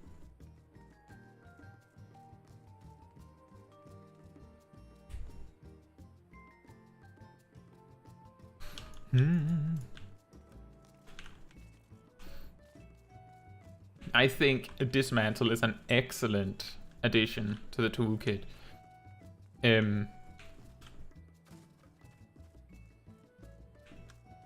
Raven says, I haven't gotten a chance to watch your new Paladin guides yet, but playing it so far is convincing me to level it. It's really fun. That's good to hear, at least. Also, if you knew how to play Paladin in the first 50 levels, like, if you are in the first 50 levels of the job, then it's pretty funny that if you're below level 54 specifically, well, 52 because of Bulwark, the only difference you're going to feel when you log into your Paladin below level 52 is 1, fight or flight has a shorter duration, and 2, Sheltron is different. That's it. That's the only changes before Bulwark. So if your Paladin or Gladiator is below level 50 and you sort of knew how to play it already, then you don't need like to relearn anything. The significant difference is just that the fight or flight timing is slightly different. But once you get to level 52, things start to change. Huh. We get Dormek and Titania.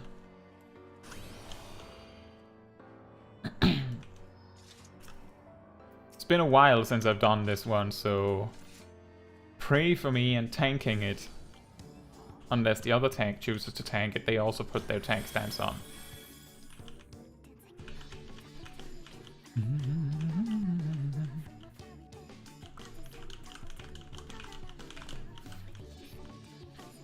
It's a very nice song. Raven says I had my Paladin at level 80, but it was getting tough to get to 90. But now I definitely am. Duel says, wait, so Bulwark is a new ability, right? Technically, Bulwark is an old ability, just like Dismantle for Machinist. Bulwark, back in Stormblood, basically increased your block rate by 60% for 15 seconds on a 3-minute cooldown. Now, it's just complete block on a 90-second cooldown and a 10-second duration.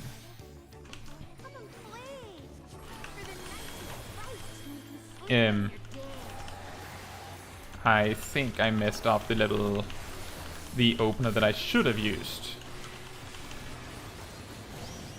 Oh well.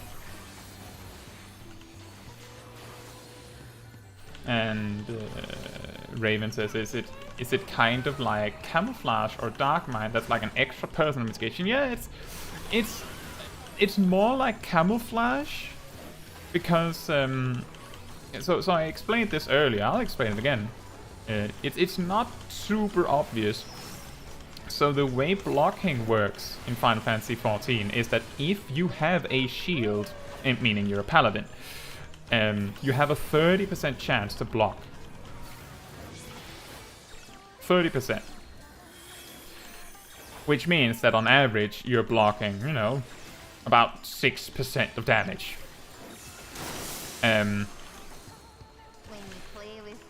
Bulwark changes that to 100%.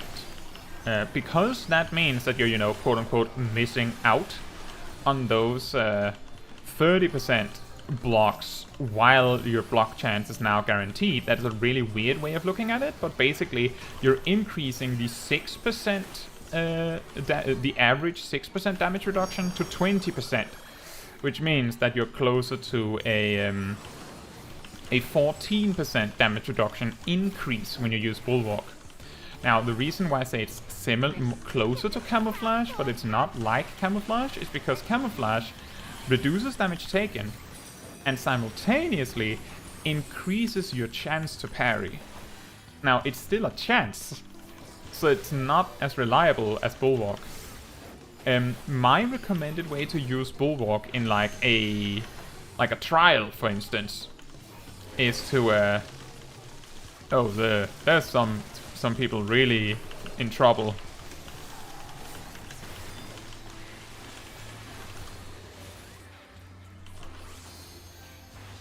But yeah, the thing you can do is if the boss is casting a tank buster, that is the best time to use Bulwark. Because, generally speaking, you're going to be randomly blocking 30% of attacks in a fight. That means that the only thing that Bulwark adds to that is that it allows you to guarantee specific attacks get blocked. And the attacks that you care the most about blocking out of all attacks in a boss fight are the tank busters. Everything else is sort of like a bonus, right?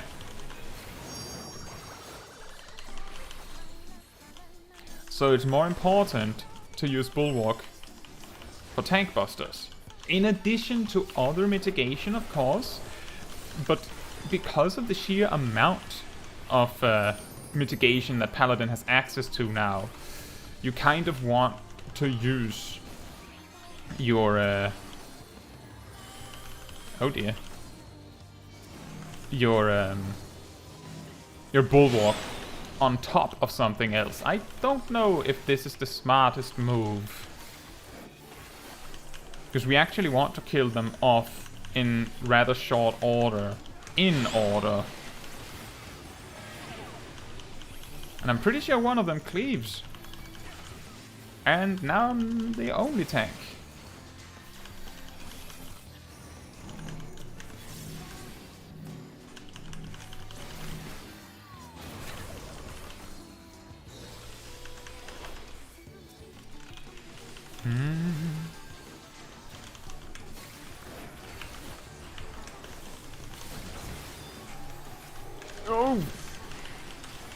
Yikes.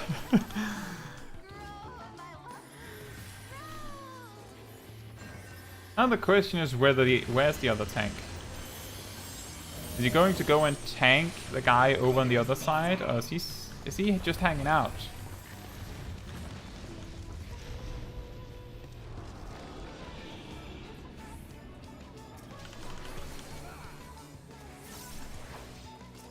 Alright, then I will run over and tank the other two.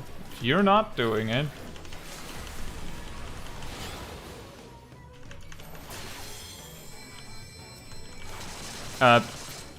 Yeah, no one came to their assistance, so I can't help them.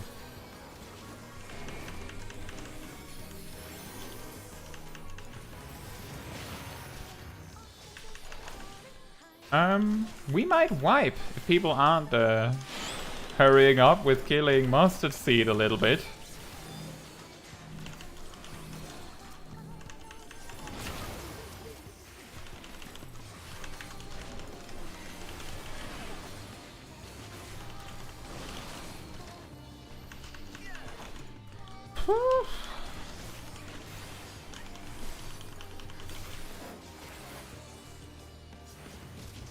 I'm not sure what the healers are doing right now, but I'm casting a lot of clemencies on myself.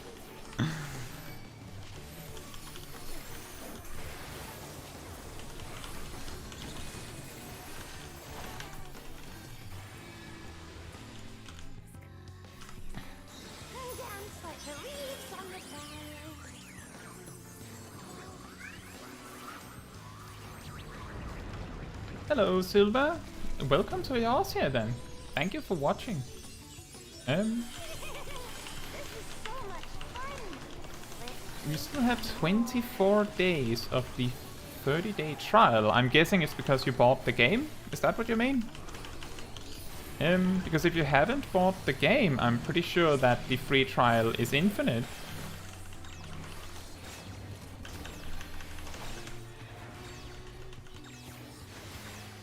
Oh, you bought through Steam. Alright.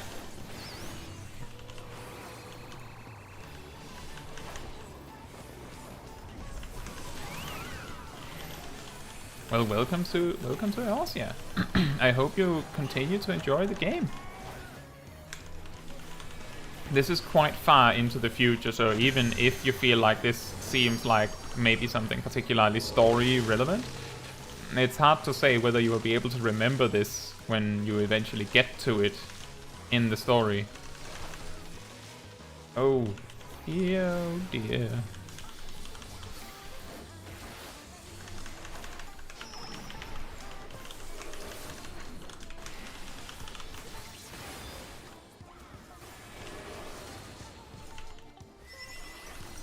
It seems like the healers are having a really, really bad day right now.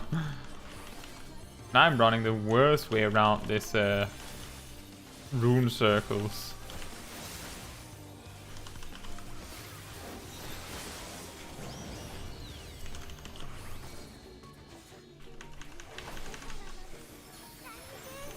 If any of you have watched my 6 great tips guides for DPS jobs, you will see that this is the kind of raid team I'm thinking of when I'm saying maybe hold your horses with the Limit Break 3, because the healers might need it.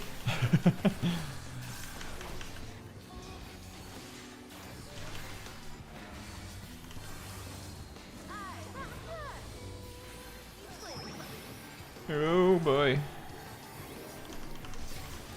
We have reached the breaking point where I'm going to switch to my emergency MP rotation. Because this is getting too scary. You see, the other tank also taunted for me.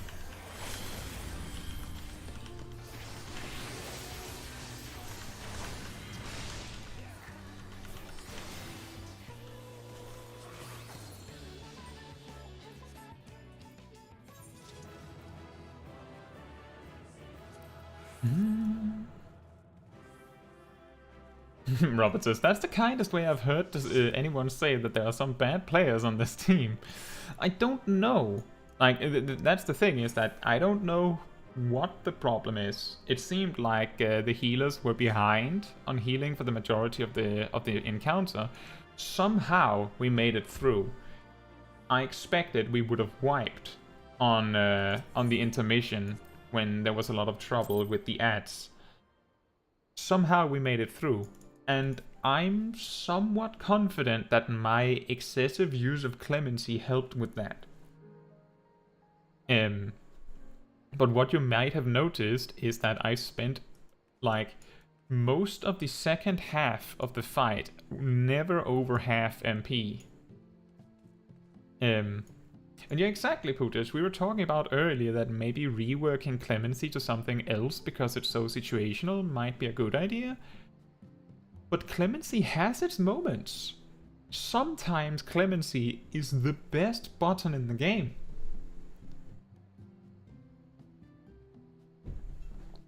It's just that when that is not often. It's not often. And that's why it sort of falls flat a lot of the time.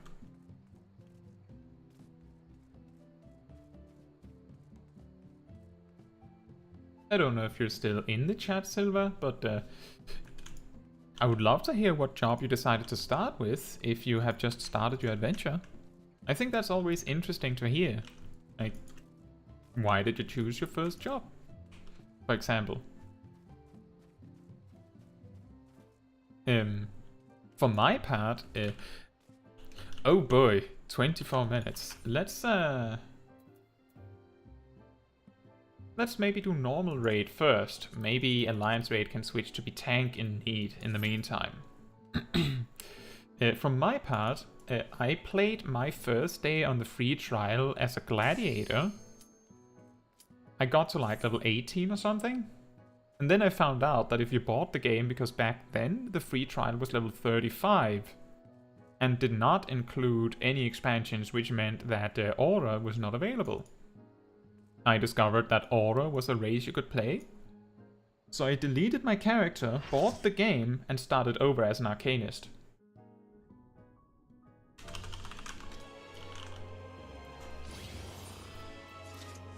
And then, when I reached level 50, I switched to Red Mage. I messed the open up a little bit there, but it's fine. And then when I reached level 70, I was met with the brutality that is the queue time for DPS back in Stormblood. So I switched to Paladin.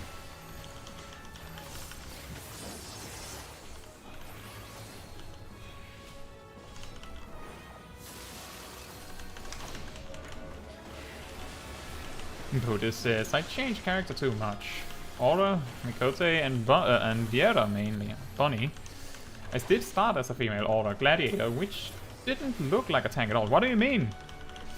Are you saying that this tiny girl isn't the most intimidating thing you've seen in your life?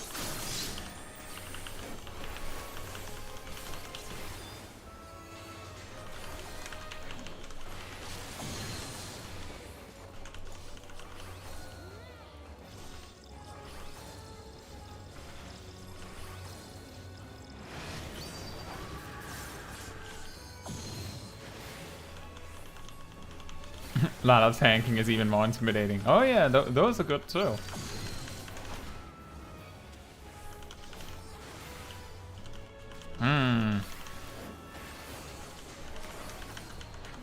There's a ninja here casting Doton on single target. That's an outdated trick. We don't do that anymore.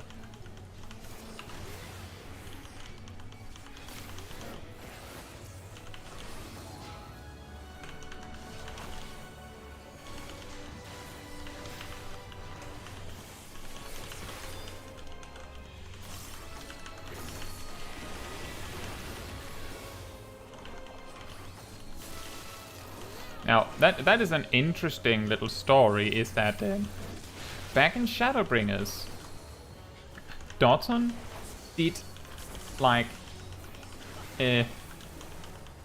back in Shadowbringers, Doton did 100 more potency than Raiton, if you managed to have it up for the full duration of Doton. Basically, back then, Raiton did 800 potency, and Doton did 8 times 100 potency, and then 1 extra 100 potency when you cast it.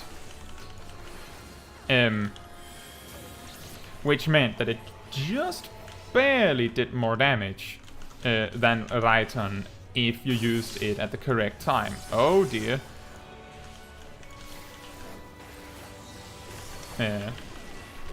Oh dear. I got really messed up by people just moving around like they own the place.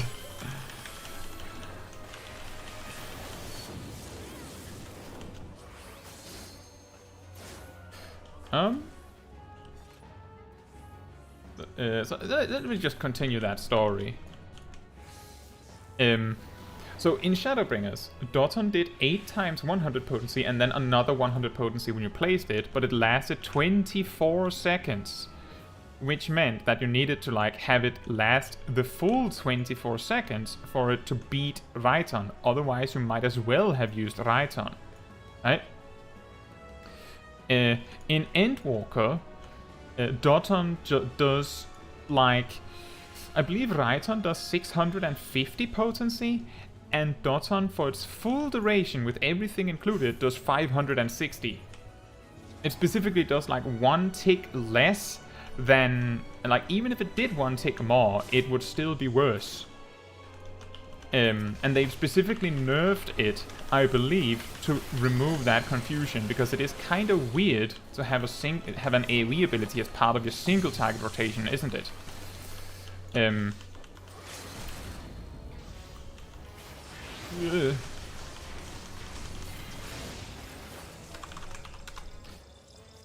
So that's why. But here's the interesting detail about it.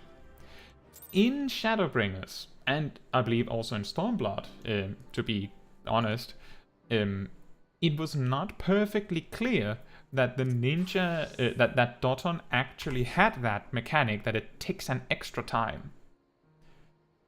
So a lot of people said, oh, the reason why you're seeing that extra, quote-unquote, extra tick is because it's because you're lagging or something like that. But if you actually sit down and count the ticks, you'll find with a duration of 18 seconds, it should tick 6 times, but you will see 7 ticks in total. And the first 2 happen quite quickly, because the first one comes from placing Doton, and then 6 more over its duration, right? This is also the way it worked before, but in Shadowbringers, Raiton did 800 potency and Doton did 100 per tick and ticked 8 times and then did 1 extra hit when you placed it. But because people weren't aware of this extra tick, it has been discussed and talked about so much that the ninjas that learned to use Doton for single target might not have bothered to check if it ever changed. I actually talk a bit more about this in the video coming out on Friday, so that is something to look forward to. In a bit more detail too. And hey Soul Sliver, how are you doing? And Silver says, Conjurer and White Mage is the job that they started as, since when I always play with my friends, I'm the support of the group. 3 of my friends chose DPS and 1 of them went tank. Oh, you're 5. That's gonna get awkward when you get to dungeons. If you haven't already.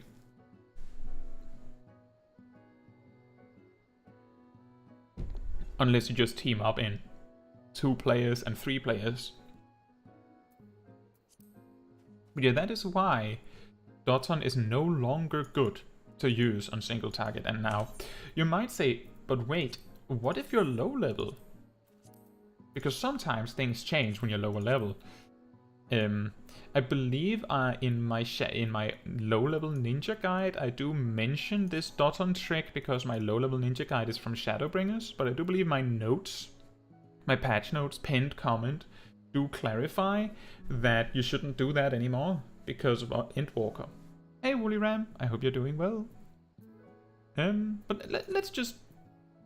First off, let me see if I can demonstrate Doton. Take note that there's some jank with ninjutsus in the current patch. There's some bug where sometimes the first mudra lags. So 1, 2,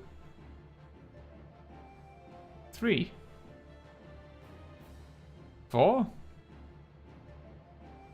5, 6, 7. But it ticks every 3 seconds, and it's only 18 seconds, so it should only be 6 ticks, right? But you saw there were 7 ticks, and I'm not auto-attacking.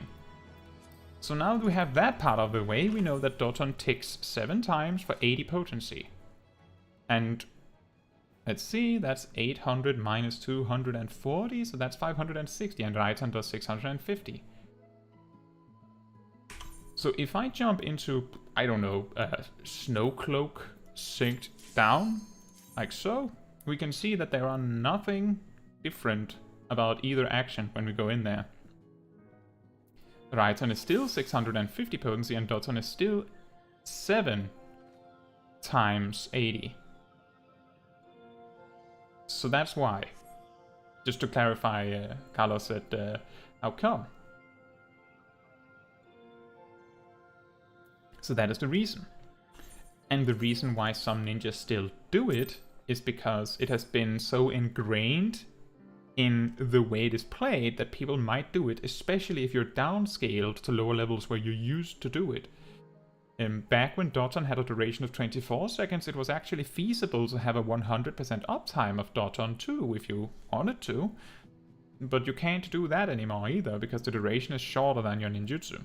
You would need to employ Tenjijin to help you just to have a chance, or Kasatsu, but you don't want to do that. It was actually a really weird situation at some point. I remember people were discussing whether it was better to use Kasatsu on Doton than use it on Gokamekyaku and Hyosho Ranryu because of weird number jank. And Carlos says, I heard something about pre-pull Doton as well. Yes, that also used to be a thing. However, hide removes Doton. Why does it remove Doton? Because I guess the developers felt that it was really janky, really weird to have that as part of the DPS of the ninja, that you needed to pre-pull Doton. And, well, I think it's ninja's better for it, that they removed that detail. Anyway, let's queue for that possibly, how long was that queue? 11 minutes, that's at least okay.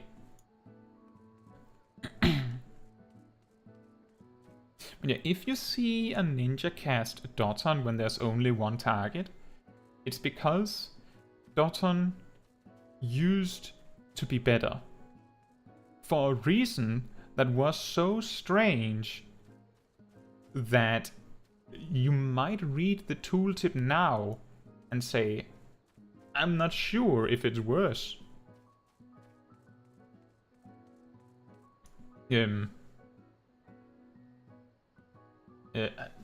What's a good way to explain that?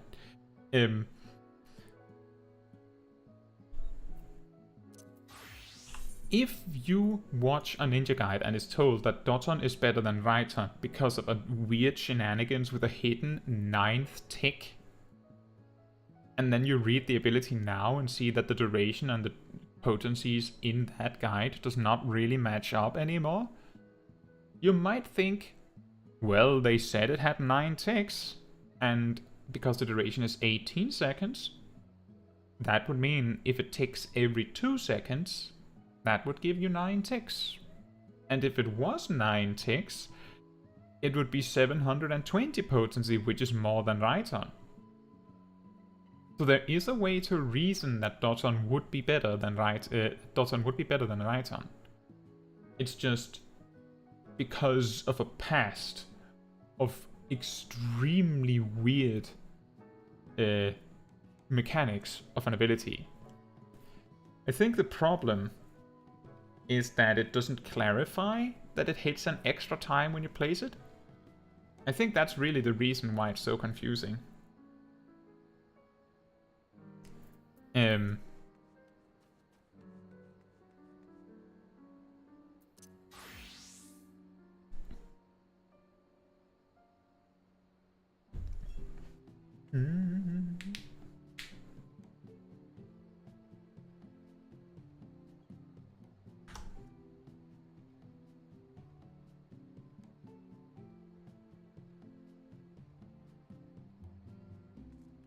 But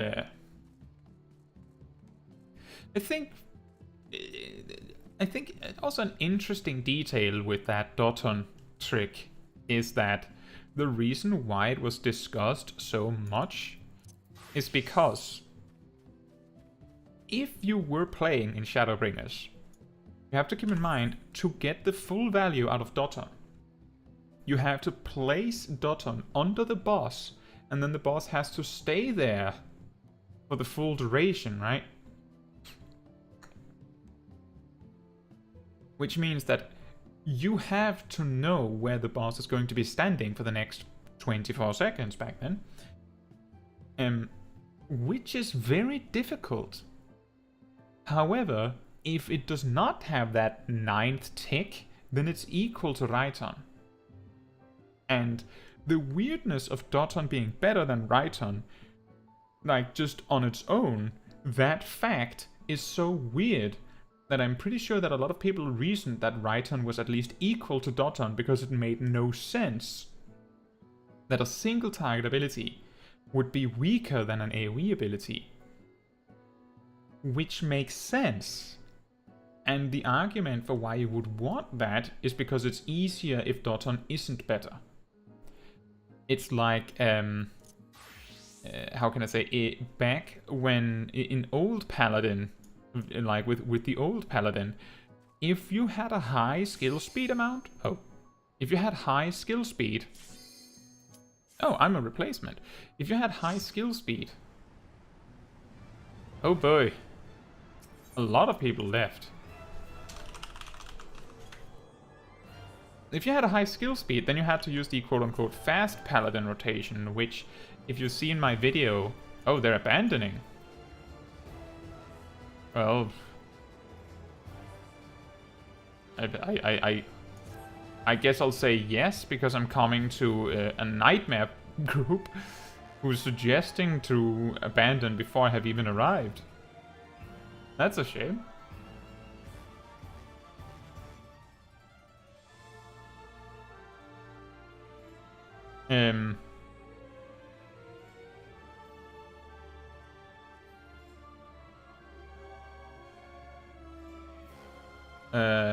Right, so if you had the fast GCD on Paladin, then you had to use, the fast Paladin rotation, which optimally, like if you played it perfectly, you wanted to have like an 18-second pull time at the very least, because you wanted to precast Fight or Flight, which was really weird, but it was optimal. But arguing that it is unnecessary or overkill makes sense in that you can excuse that you don't want to do it, because it's easier if you don't have to. It's the same argument for why people wouldn't want Doton to be better than Raiton, because if Doton is better than Raiton, then you have to master placing Doton to maximize your DPS. Sounds a little silly, I know, but that's how things are sometimes.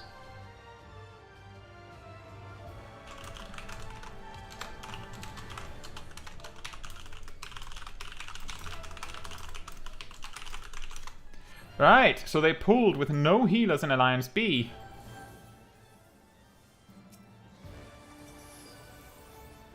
Thanks!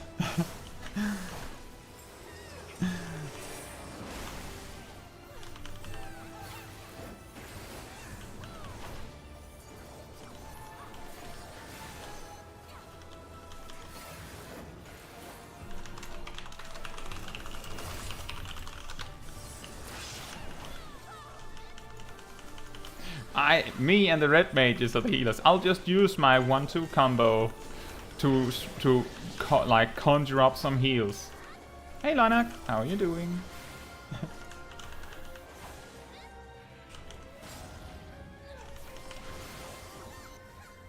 If only the healers could enter.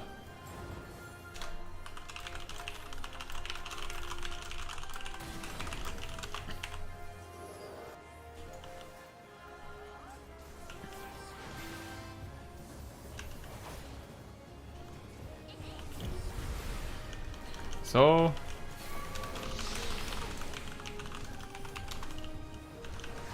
or not?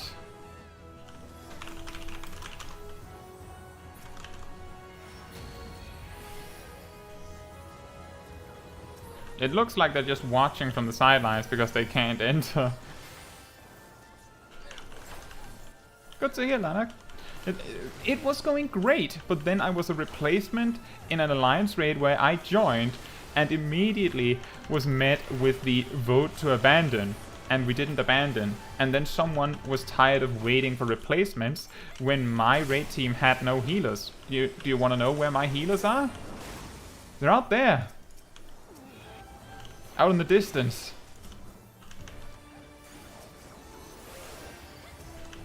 That's why I'm spamming Riot Blade, because me and the red mages are the only healers here. This is a... And yeah, red mage can't raise, so we're at the mercy of whether the healers from the other groups will choose to raise someone.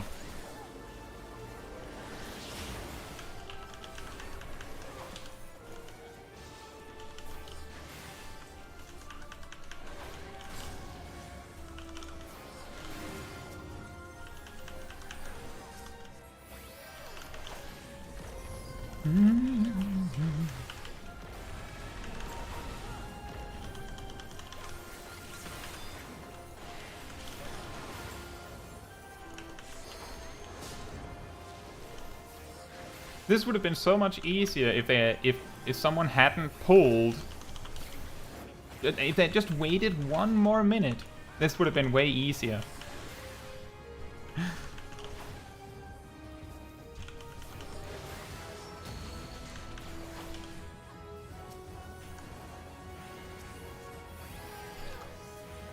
Wooly Ram says, at what level does Red Mage become Race Mage? Level 64, I believe.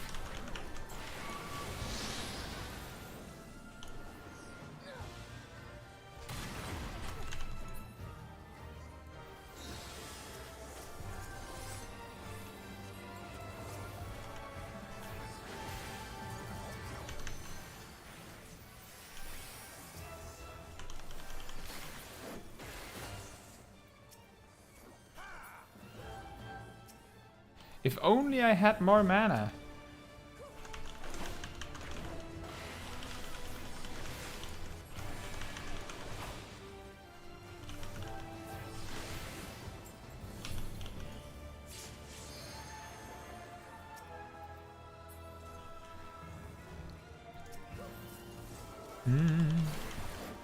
Oh, someone's a heal.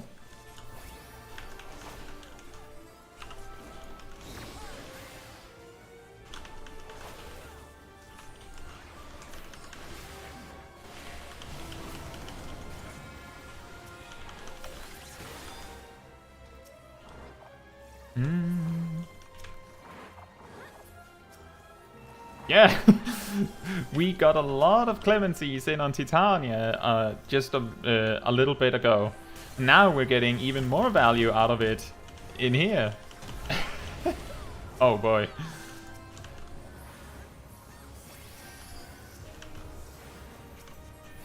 The red mages will have to heal themselves. I simply don't have the MP to heal more than 2 players, even with a full tank. Level up Conjurer for Lucid Dreaming. Ah yes, the good old days. Oh no, oh no, no, no, no, no, oh no. There's one meteor that didn't get soaked. Where's Lucid Dreaming for Blue Healer? Also, hey Poketrack.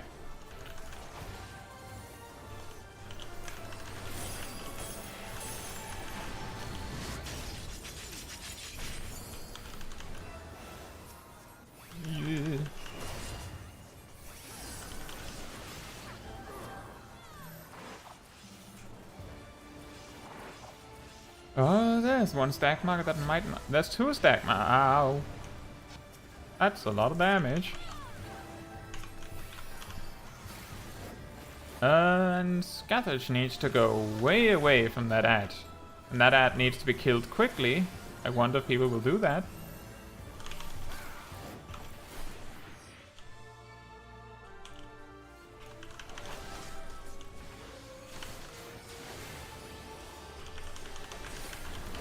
Without a healer, I'll tank by not taking any damage. Full swing? Please don't.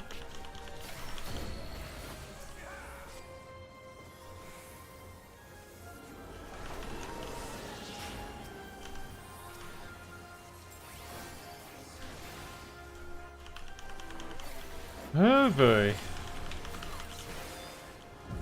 And see, I started this stream by saying I might have that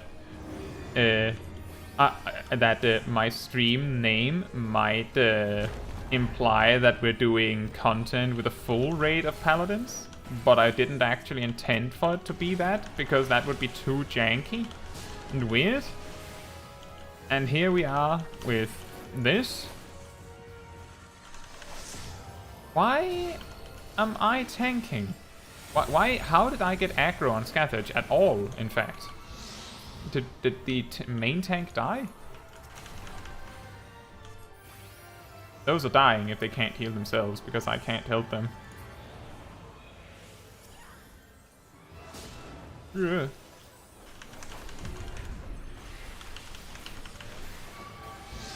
She's really spamming that dot situation. Ugh.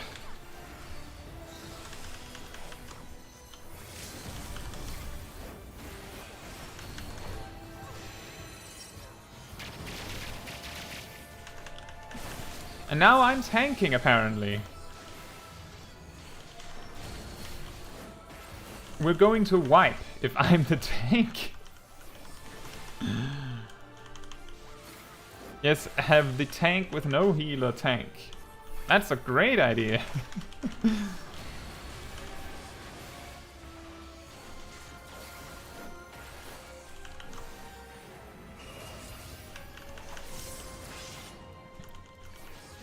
Poke says you need to not move when you evade the dot. Actually, the debuff itself says you take damage and also you move slower. I'm pretty sure it doesn't actually state that you avoid the damage by standing still. So are you sure it doesn't deal any damage if you're standing still?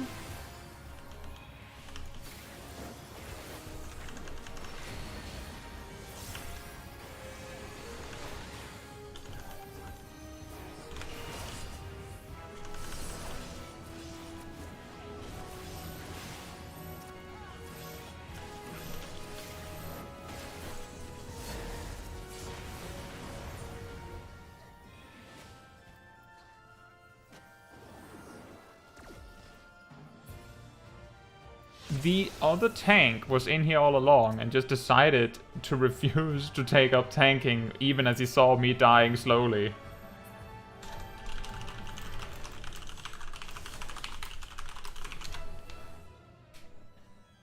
This will not kill because we only have one healer left. Imagine if we had waited 1 minute. 1 minute! Then we would have had healers in Alliance B. And then it wouldn't have been as much as a problem. But someone couldn't wait 1 minute and just went for it.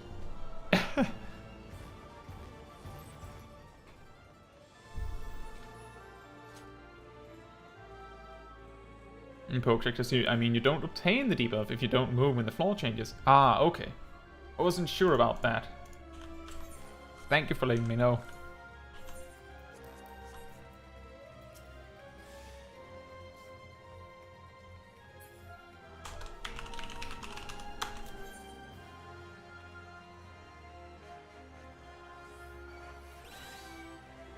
And Raven says, I like that Divine Veil is less complicated now as well. Not only is Divine Veil less complicated now, it is actually better now. It's actually better. Because before, it was like just worse Shake It Off with a requirement to activate. Now it applies 10% of your HP.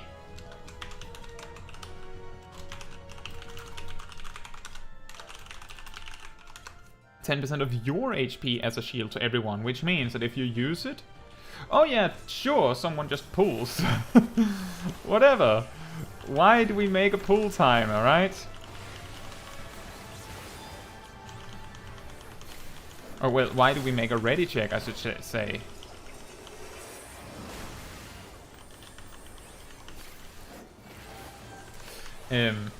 But because it is 10% of your HP, you will see that on jobs with less max HP, the shield is actually bigger. Relatively speaking, of course. Because it's 10% of your HP. So if you have twice the health of the players that you're using it on, you'll see that the shield is way bigger. A particularly good example is if you're level 90 and pretty decently geared, you will have about twice the HP of your Chocobo companion. So if you use it like out in the open with your Chocobo companion, like present. Oh right. Good thing I'm not tanking. I do this particular encounter so rarely that I can never remember the tells. Oh there, well there you go. You're right, Bojack. Excellent. That was a great tip. Now, why am I tanking the boss again? Did the Paladin die? Oh, they did. And I'm dead.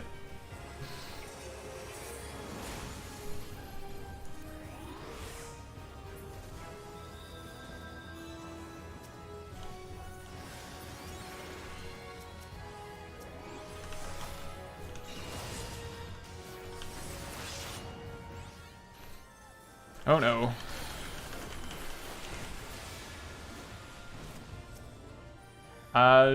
I don't think we're going to recover from this.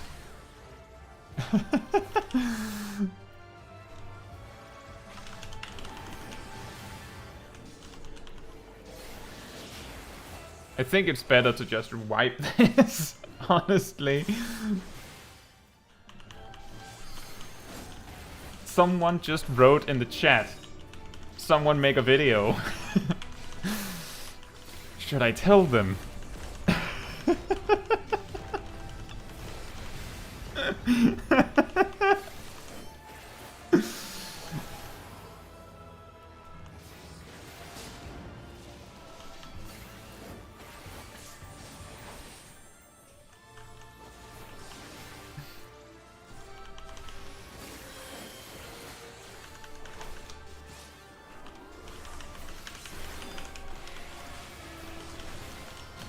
This is wild. Also, I don't know why one of the tanks is just standing there auto-tagging the boss.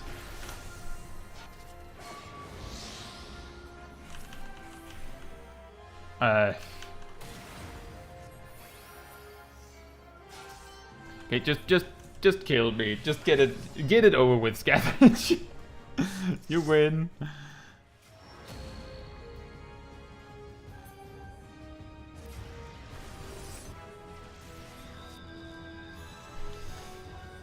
Oh boy. Oh boy, oh boy.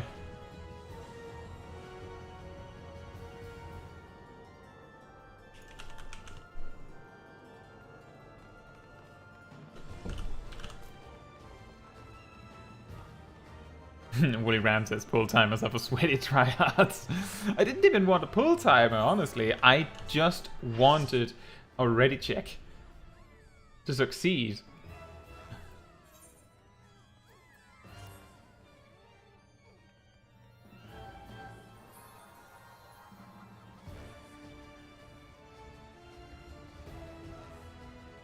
Oh, man.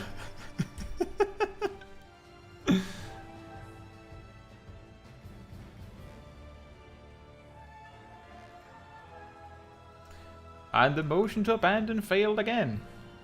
Apparently there are...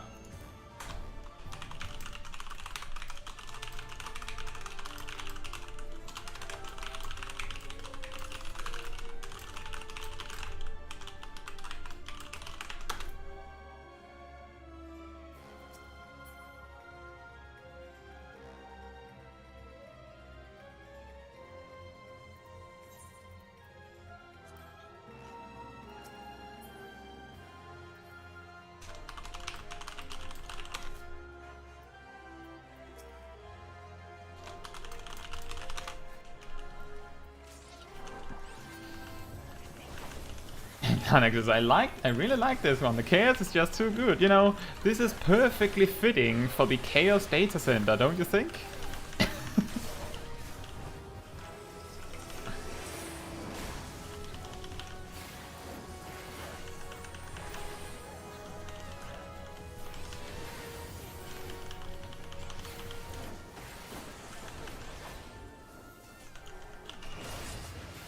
Honestly, I'm not even sure what it is specifically that is causing these this chaos to happen, because it feels like it's a bunch of things. But I'm guessing that it's like all the compounding mistakes that is making it so brutal. And now we don't go in, we wait. And stomp. And I was just about to try and use intervention, but I don't even have that.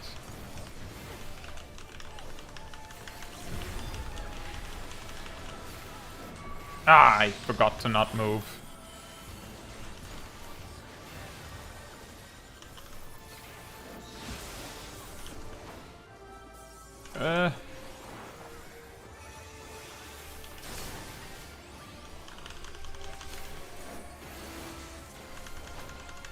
Now, let's see if people will kill it before it uses full swing and wipes us. Perfect. Now we have a chance. Remember guys, there's 2 fights after this one. Will Rams a success for toxic gamer bros.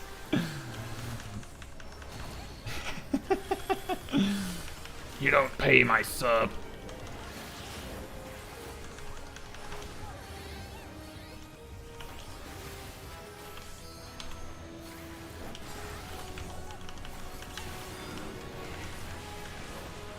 Uh-oh. Giant chasing circle AoEs. How many will die? How many will live?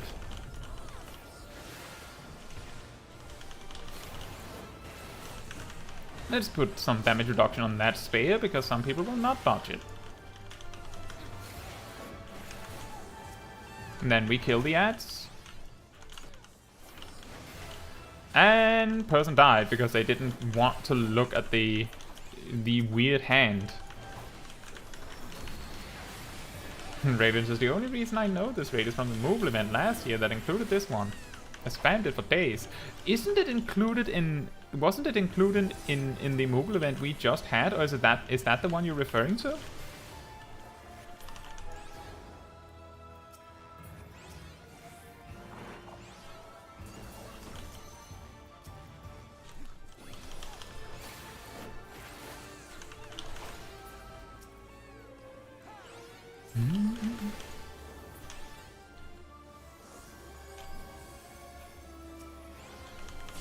Raven says, I did not want anything in this recent one. I wouldn't know. I'm pretty sure it was included in this one. I'm pretty sure. But I didn't do it in this one. I think I got some mock tomes by landing in a Stormblood Alliance raid instead. But I got all of the mock tomes I needed from just doing battle on a big bridge like 150 times or something. Lanak says, yeah, it was included. Alright.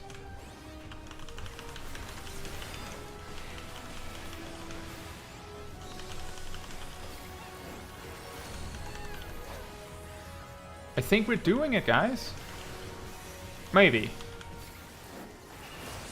Let's see if we can soak all of the meteors. Excellent. Look guys, we're doing it! We're beating the Alliance raid boss! Could you imagine that waiting for everyone to be ready before pulling actually made a difference? Isn't it incredible?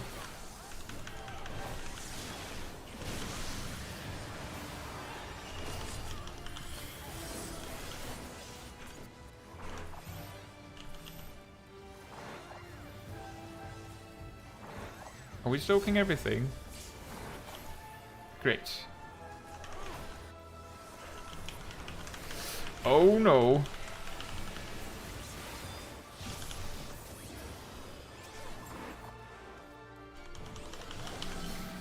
this is a really bad time, because a lot of players might just refuse to switch target because they believe they can kill the boss in time, and some players will switch because they don't believe it.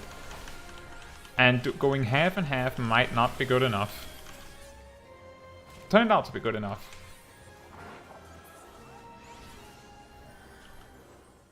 Whew.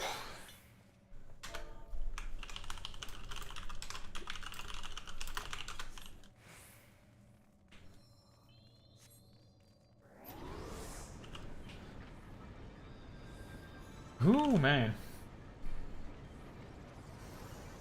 You know, I think I remember having this kind of experience with this particular raid previously, and almost every time the raid has problems with that boss, it's typically related to people not going out of their way to soak the meteors, or not going out of their way to focus the ad. Like, both of these things can wipe you. Holy Ram says, was this a roulette? Or are you farming something? This is Alliance Roulette. And we joined when it was 28 minutes in.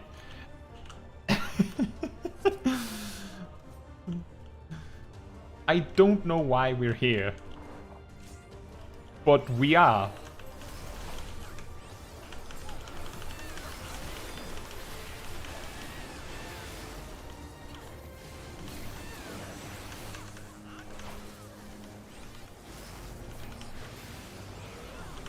So I don't think it's I think it's the phase 2 that is particularly brutal. Because the boss has sudden tank busters, and the tank busters hit like a freight train. So if healers aren't on top of keeping the tank topped up, the tank might just die randomly. Just out of nowhere. And often healers don't expect it, because normally Alliance raids don't hit that hard.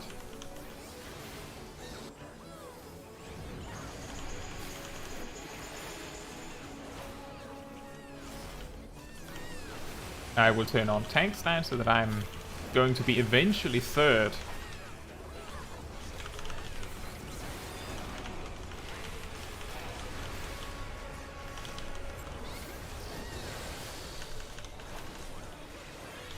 Lannox says boss does really high pass on second phase. Yeah, he kept all his DPS cooldowns for that.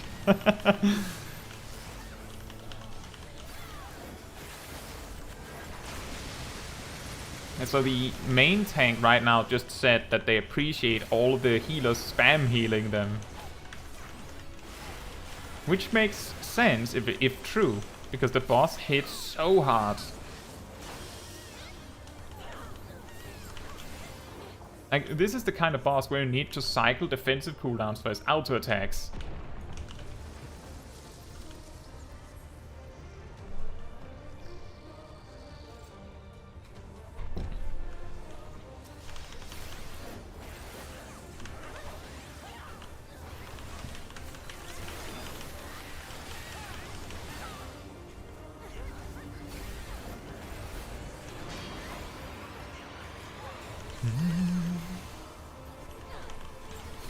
And here comes the Dragon Ball Z phase.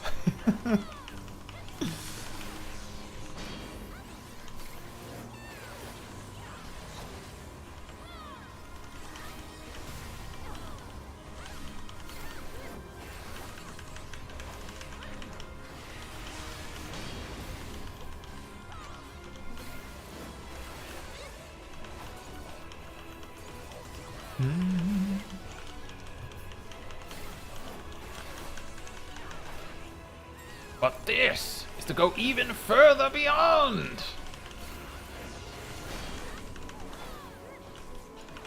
Silva says, I can't wait to unlock Alliance raids. They seem like fun. Still have a long way to go.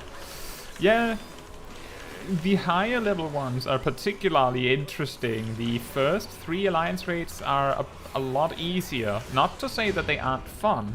It's just that people are so experienced with them from spamming them for all sorts of reasons that I don't know if that was necessary, but that people don't go into this like chaotic stage where they mess up so many mechanics that we wipe 4 times.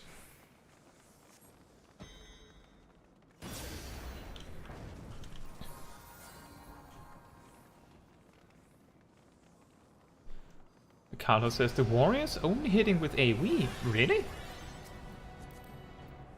Are you sure?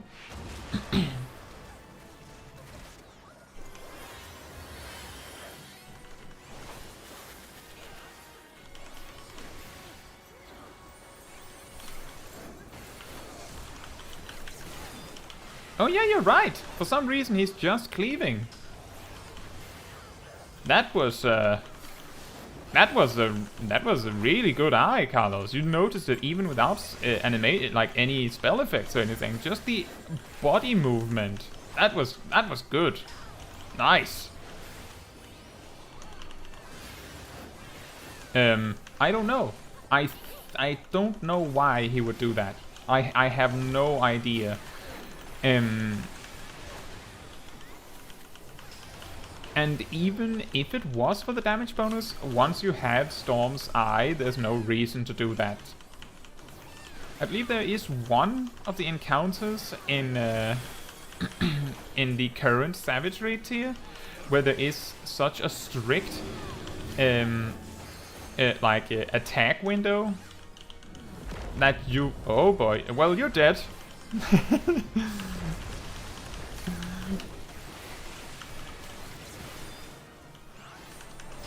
There's such a strict attack window that the only way to get your buffs up and also do your burst in time is by using Mithril Tempest. I'm not sure which one it is, because I was told this by someone in comments on one of my videos.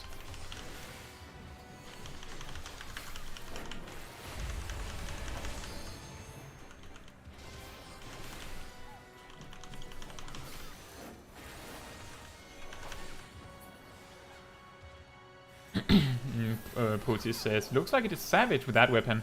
No.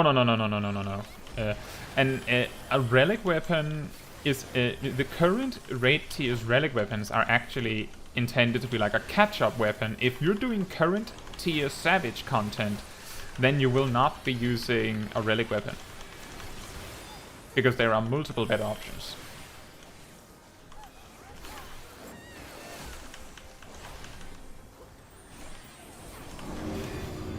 Oh boy.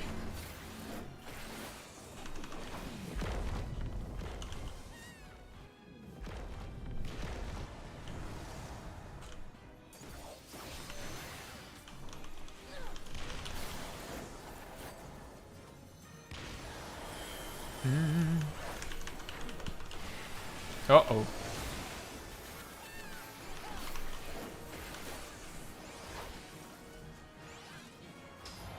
And someone requested someone to stun the glare mechanic for some reason. But says, I don't know why I thought he was holding a savage weapon. I'm guessing it was because you only saw it for a fraction of a second while I checked. I don't know why I checked, because I don't know if that would even have helped me to identify anything helpful about him.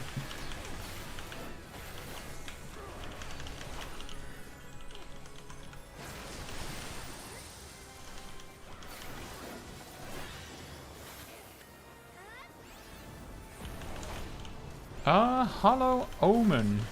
What is that?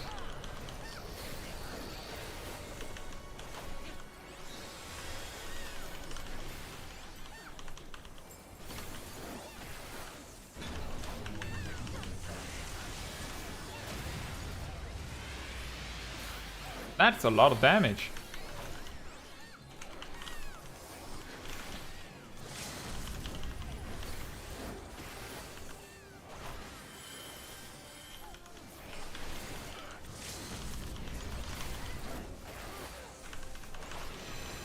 Oh no. Earthshaker and the main tank died. I don't know if the warrior tank is going to survive this well.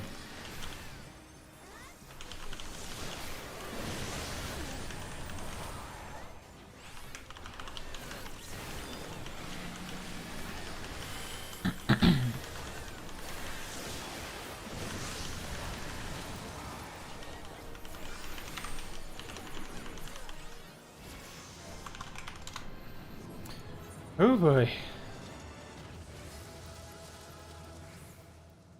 What a wild ride.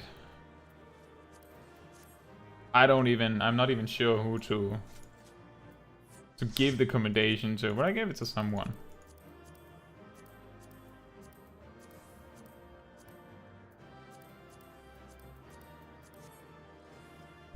And Carlos says, I should know, I was a main warrior for a bit. Now, I was thinking of changing to have a more challenging experience, as I think I would like to be a bit more active as opposed to reactive. Well, that's up to you. And Raven says the boss teleporting out of the limit break would have been so funny. That would have been a certified mage limit break classic, wouldn't it?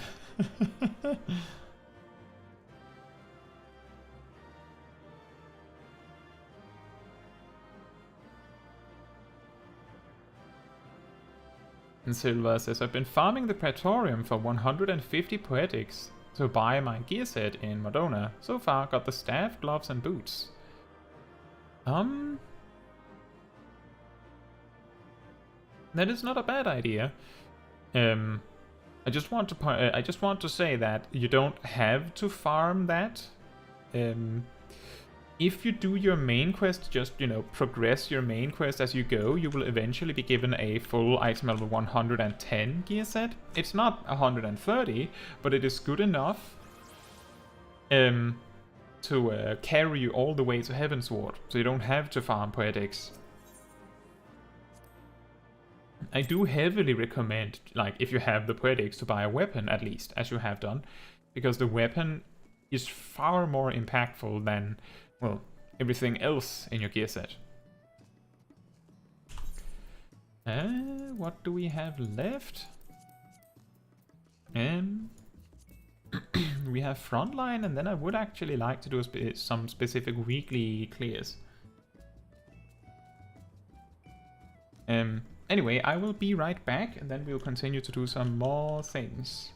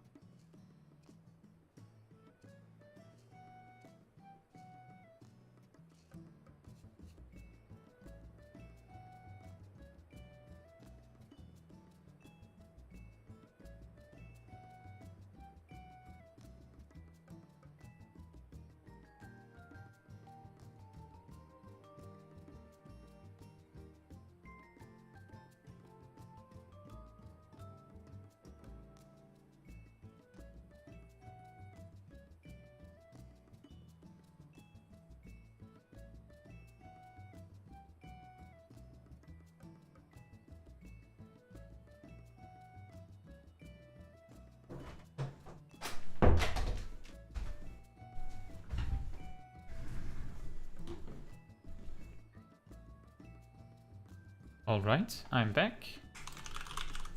And yeah, that's true. That is a good tip from Putis, Silva. When you've done enough of the main quest that you have, I believe, 2 of the 3 main scenario dungeons, so that's these 2, and then there's also a trial. You can do the main scenario Roulette, which gives you like a nice extra 350 the first time you do it every day. But as I said, you will be handed, like if you're only playing one job, if you're only playing White Mage, then the main quest will feed you enough gear that you can do the main quest uninterrupted. Like, at the very least till level 80, no problem. At least to level 80, if not to level 90 really. And Carlos says, I was thinking about Holy Ram, but if I go... I was thinking about that, Holy Ram, but if I go Gunbreaker, would I be considered an off-tank by default? Nope, that's not a thing.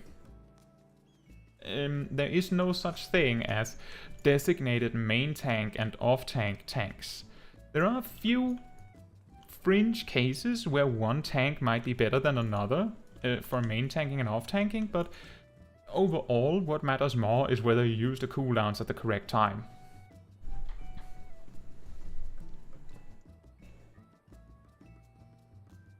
What I mean by fringe cases is that, for example, warrior using bloodwetting versus using nascent flash. Nascent flash is bloodwetting in every single sense, except it just gives all the extra defensive properties to your target, but it also heals yourself, which ironically makes warrior a really good off-tank. Meanwhile, Paladin's Holy Sheltron is objectively stronger than Intervention.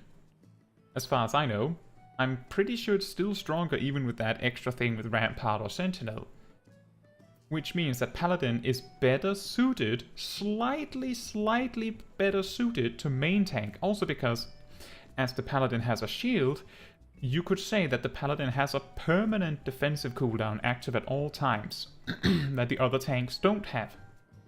A 30% chance to block. All jobs have a chance to parry, but specifically Paladin uniquely also has a chance to block, which makes Paladin better suited to main tank over off-tanking. Dark Knight similarly has the Blackest Night, which can be, well, similarly to Warrior, has the Blackest Night, which can be put on the main tank. So the Dark Knight doesn't really care whether it's main or off-tanking. The only time it is superior to main tank is if the tank buster is magic, because the Dark Knight has the best magic mitigation. And and Gunbreaker can also just toss its defensive cooldown around. So you could argue that the only tank that really cares about main tanking a little bit more than the other tanks is Paladin. And it's like not that big of a deal. So usually what matters most is that you tank switch at the right times if the boss has a tank switch mechanic, and that you do the mechanics right. And then it doesn't matter whether you're what tank you are. The way to get designated as off-tank is by never turning on your tank stats. Then the other tank will eventually feel like they have to tank for you. And Raven says, I would say Meteor. Default 14 protagonist is probably a tank main, since 3 of the 5 featured jobs have been tanks. Oh yeah! Yeah, that's true. Meteor is the nickname that it has been given to the main character stand-in in trailers and stuff. You know, the guy that looks exactly like Artbird. In A Realm Reborn, he's a warrior, I believe. I think in 1.0 he's actually an archer, but I'm not 100% sure on that one. In Heavensward, he's a dragoon, right? And in Stormblood, he's a samurai. And in Shadowbringers, he's a Dark Knight, and in Endwalker, he's a paladin. You can kind of see, like, from Shadowbringers and onwards, he's suddenly figured out that he wants to main tank. Or he wants to be a tank main. In the next expansion, he's a gunbreaker. In Stormblood, he's also a monk. Oh yeah, that's true. He's sort of like flips between monk and samurai.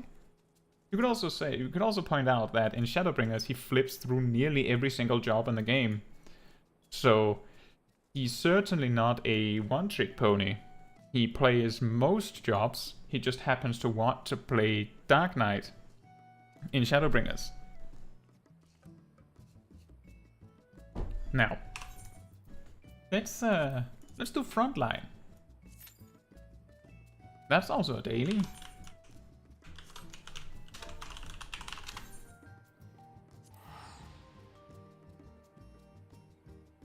But you have to, I want to remind you that for your character, the main character of the story is whatever you want it to be. I know that I have heard some players that felt like in Shadowbringers they had to be a Dark Knight for the story to make sense. I don't really feel like that's the case. But if that works for you, then do it. That, like, it ultimately, the only person that needs to be happy with the choice is yourself.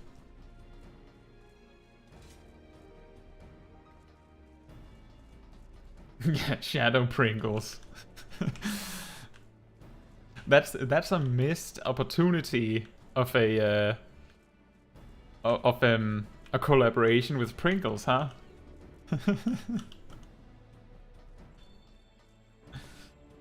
And Woolly Ram says, your job doesn't matter. Alphino is the actual protagonist of Final Fantasy XIV. Well, there are certainly times where it feels very much like a specific scion is the protagonist. And Ulti says, I played Shadowbringers as a Reaper, so it worked out for me. I played the first few quests of Shadowbringers as White Mage, and then I switched to Dark Knight. Now, the reason why I played the first few levels as White Mage is because due to the release of Gunbreaker, queues were unreasonably long for tanks. Specifically, only for tanks.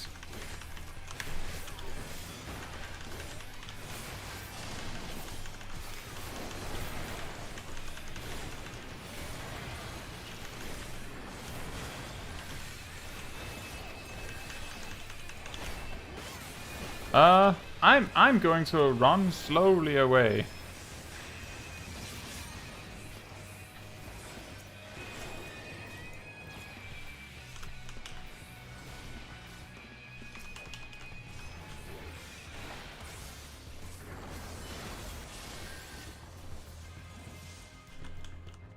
That's pretty incredible. But yeah, the reason why I played healer in the first bit was simply so that I could like avoid those brutally long queues for everything.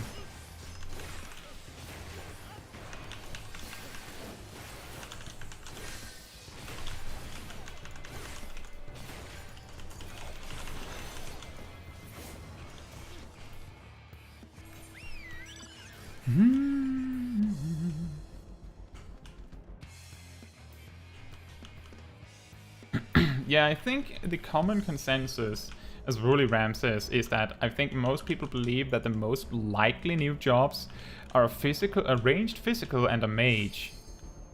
The reason for that being that there's only 3 of each. A lot of people are arguing that it makes more sense for the next set of jobs to include a melee, because right now, you know, there's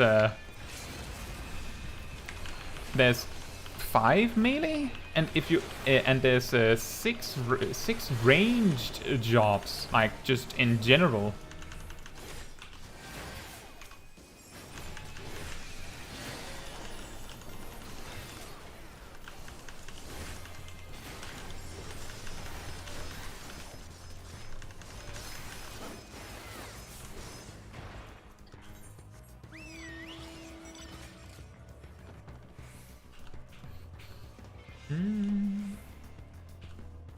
So just to let me circle back to that, the reason why people think that it's going to be a ranged physical and a mage is because there's 3 of each, and there's 5 melee jobs. And the reason why it matters more that there are 3 ranged physical and 3 mages than the fact that there are 6 quote-unquote ranged jobs is because of the party bonus. You need a ranged physical, a mage, and a melee job in any balanced raid lineup. And because of that detail, it doesn't matter how many melee there are specifically, because ultimately what matters the most is how many of each specific role type there are.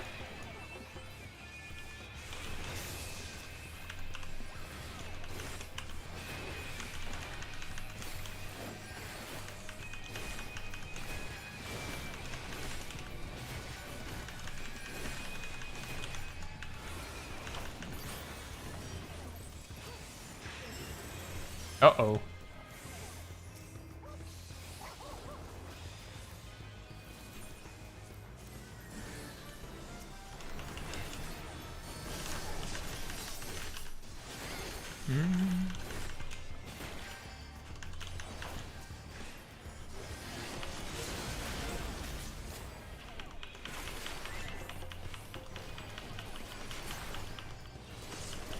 It's pretty funny that there's like 8 yellow players hanging out just for me while there's stuff happening in mid.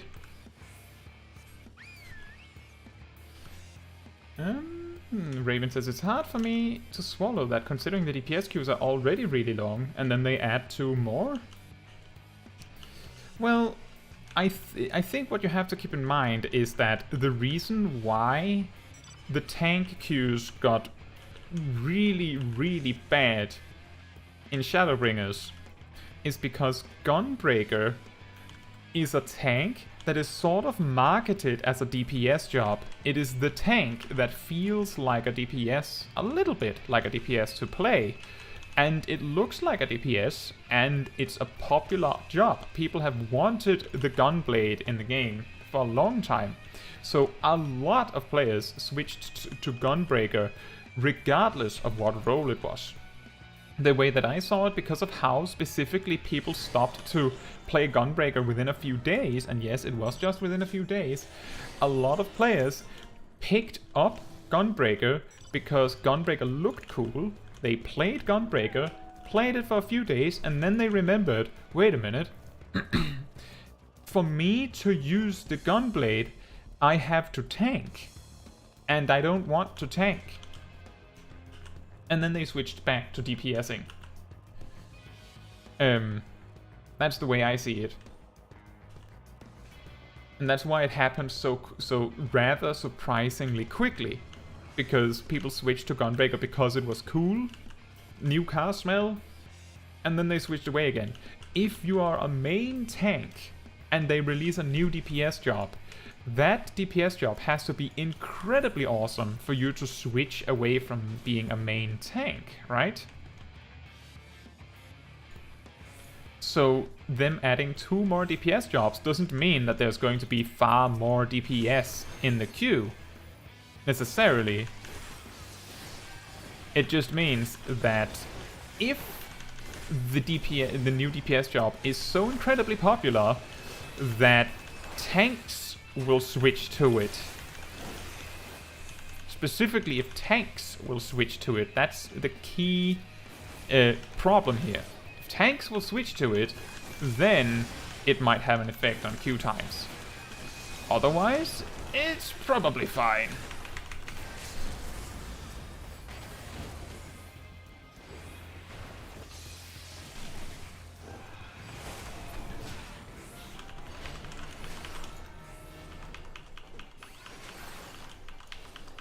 Willie Ram says, is Reaver particularly popular? I don't think it's like especially popular, more so than another DPS.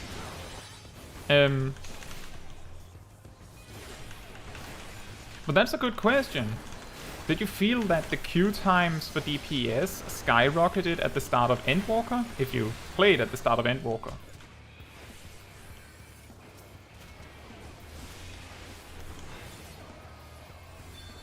I didn't find it particularly bad, and I played Summoner. I only switched to Healer for the trials.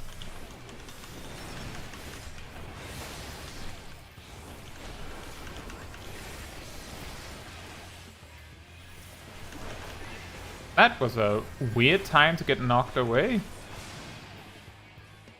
I was like in the eye of the storm for all of the AoE they had, and then someone just punted me out of it.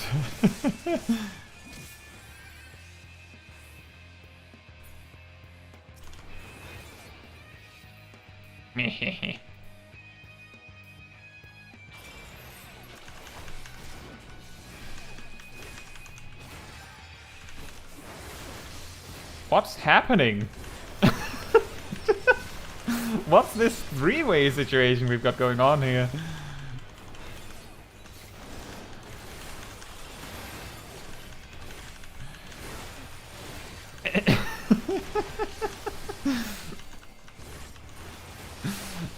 I think this is the dumbest duel in history of PvP.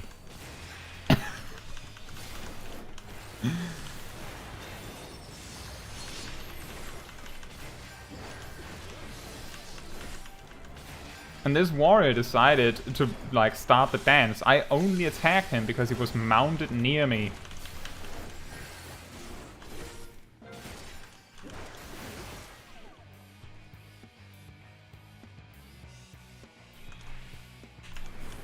No, you don't get to mount, warrior, you know this.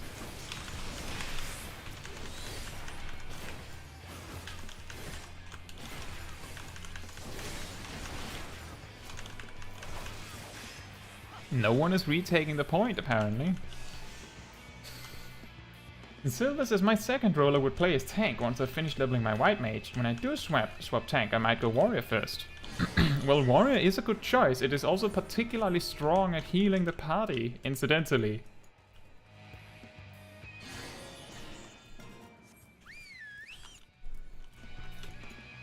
And Woolly Ram says tanking is fun in dungeons and savage or extremes, and sleep-inducing elsewhere. Well, when you say elsewhere, what do you mean? Like open world content?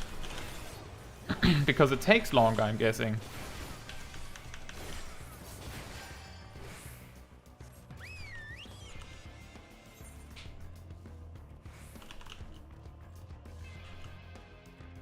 When you're doing open world content, I could imagine that that healing is particularly boring because you just have the basic, like, single target spam and AoE spam. I don't know, I enjoy all roles in most content.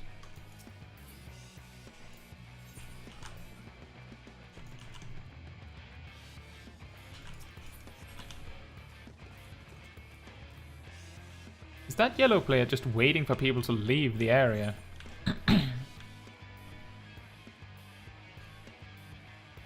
Seems like yellow just has some, like, solo players hanging out.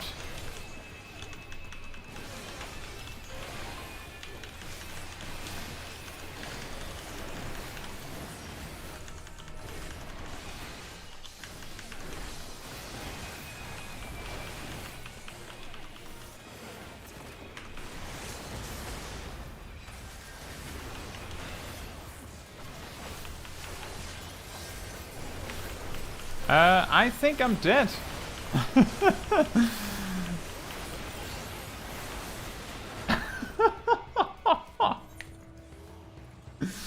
Wow! I don't think any of them saw that I had, like, invulnerability for the majority of that assault.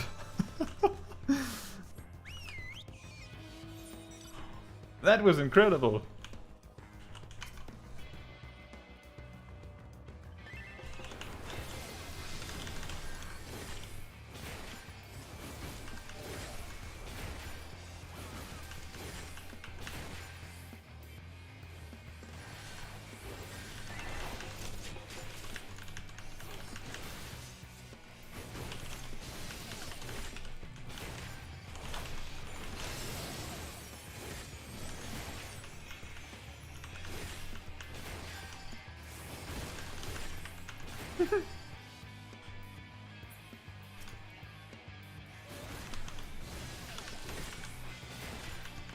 That was the weirdest Purify I've ever seen.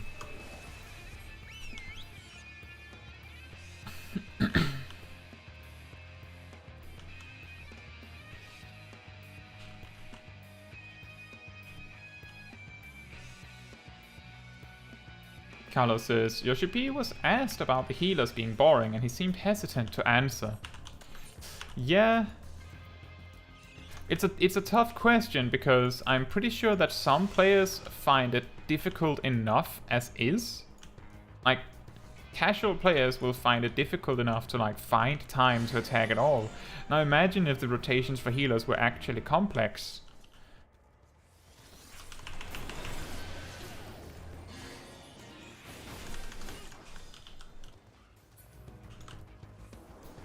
Compared to, you know, being a spammable attack, a dot, and an AoE attack, and then maybe one fancy thing.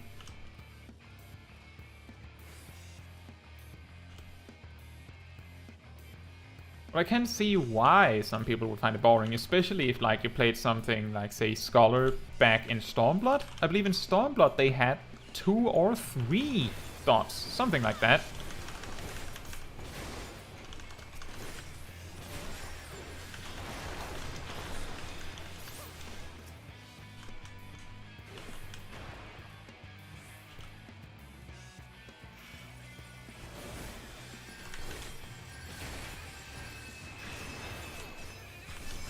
Ah, right. The guard was up.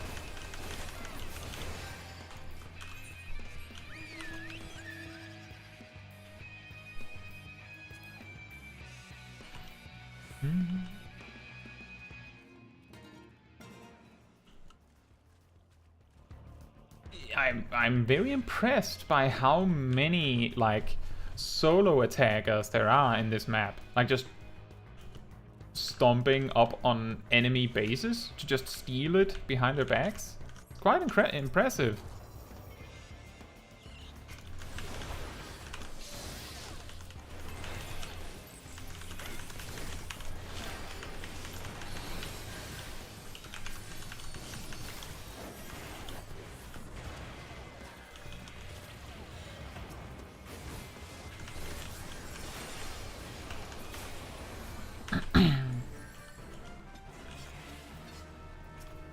So here's a fun little trick about this particular map.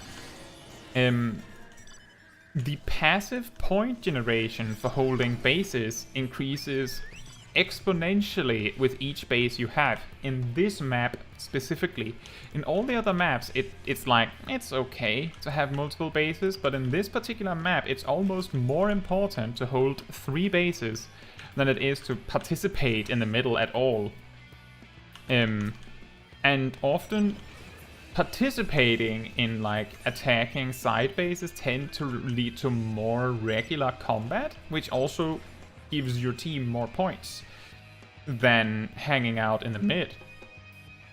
For the most part, that's why you haven't seen me go up in the middle the entire match. Because I valued harassing the other bases far higher than going mid.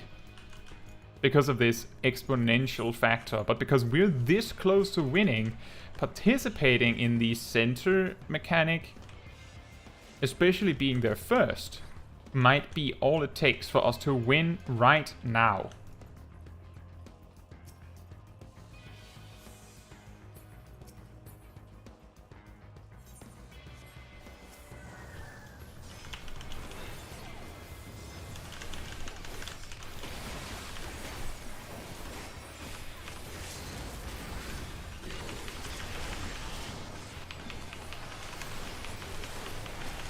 I'm saying might. It's no guarantee that it will actually lead us to winning. But hey, there's a chance.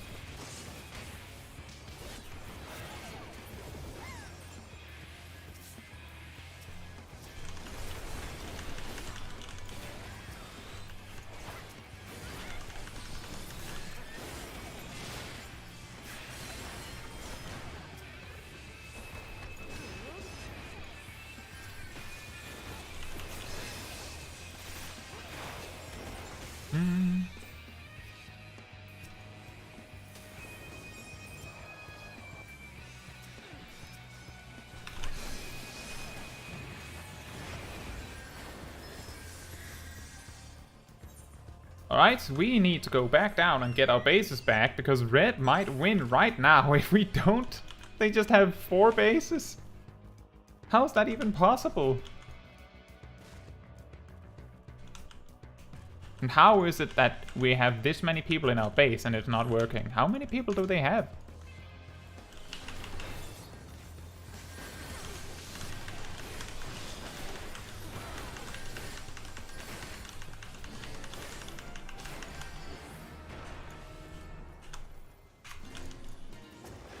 And also, yellow's also here for some reason. What is happening in this match?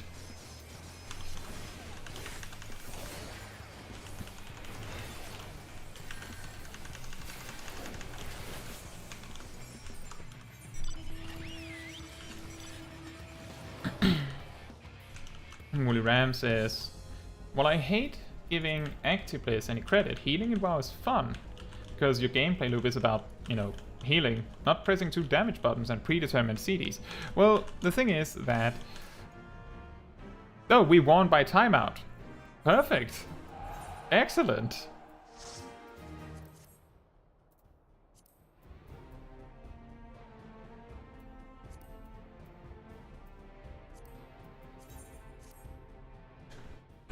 The thing is that World of Warcraft and Final Fantasy have approached the same problem in different ways. In World of Warcraft, eventually people realized that there was time between healing where you could attack, and then they just started doing it. The same applies to Final Fantasy XIV, but the thing is that in Final Fantasy XIV they had baked it in as the cleric stance where you had to commit to attacking. Eventually this was simplified out of the equation in Final Fantasy XIV. In World of Warcraft, they've just made it so that a lot of healer attacks happen to cause healing in some capacity, so that naturally some part of your rotation is attacking. Healers often have a lot more like rotational attacks, like cooldowns that you want to use to not lose out on damage, and it's often, like for instance, Paladins wanting to use Judgment on cooldown, and that's a very, very short cooldown. So it keeps bringing you back to attacking. Even if you're spamming out heals, you keep coming back to attacking, because otherwise you're losing out. In Final Fantasy XIV, it's not that much like that, because yeah, you have like a cooldown, but it's typically like once every 30 or 40 seconds that you have to do something, right? So you can go really far away from the whole attacking situation and just cast heals, but because every attack is technically more damage, that's pretty much just how it goes. I'm not sure what Final Fantasy XIV could do to make it so that healing was less about spamming attacks.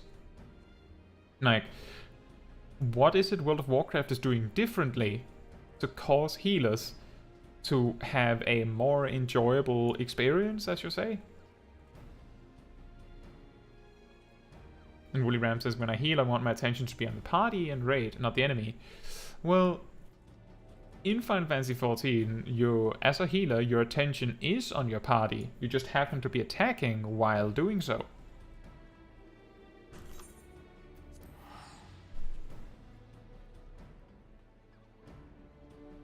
It's not like you have to look at the boss to keep attacking. In World of Warcraft, healers tend to use mouse over macro, so they don't have to move their target away from the boss. So you could argue that in World of Warcraft, healers pay even less attention to their party because they're always targeting the boss, while in Final Fantasy XIV you have to switch target. Well, have to with an asterisk. You can heal with macros, but it is super inefficient because of how macros work. And Raven comes with a pretty good suggestion. Why don't healers have 3-step combos like other jobs? That one is because they're mages, and mages don't really have 3-step combos. Red Mage has the 1-2-3 melee combo, but that's literally a melee combo. Like, it's a combo because it's a melee thing, and melees do combos. But that's the thing. I think people have hoped for a melee healer for a while. The problem with that concept is that boss mechanics that target healers assuming they're ranged. So, like, that's actually a problem that World of Warcraft had to deal with too at one point. When they started making Holy Paladins come more and more into melee range, and there was the Mistweaver monks that also go into melee range, they had to stop assuming that healers would be ranged. Because maybe they are not ranged.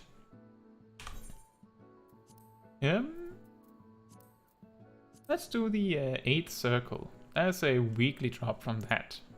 And after that we do the New Alliance raid. And I think that'll be that for the stream, even though that means it's going significantly over time based on when I normally stop. But that's fine.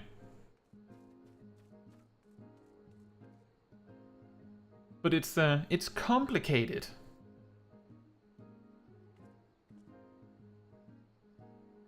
And Woolly Ram says, and wow, I'm thinking about the raid health levels, debuffs, outgoing damage patterns, mana management. Yeah, I get that. I get it. I don't know what it is that is causing healing to feel so different in Final Fantasy XIV. Because it feels like you're dealing with all those problems in Final Fantasy XIV as well.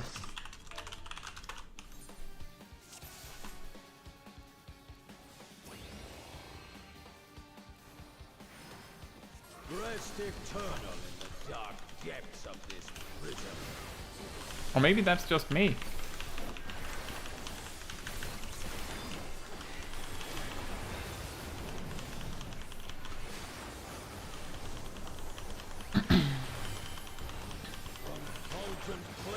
Woolly Ram says, in Final Fantasy XIV, I'm thinking about maximizing my GCD damage and where to place CDs with my co-healer. That's it. Well, I suppose then that the reason is that in Final Fantasy XIV you have so much OGCD healing available as a healer that you don't have to worry about casting heals on the GCD very much, while in World of Warcraft you have to, because of a huge amount of your healing is tied to the global cooldown. Could that be it? I feel like OGCD healing in World of Warcraft is very scarce. Oops, I messed up my rotation there. I should have saved that Divine Might.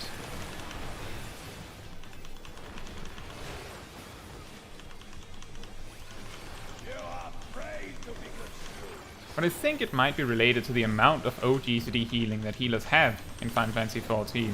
That's my best guess.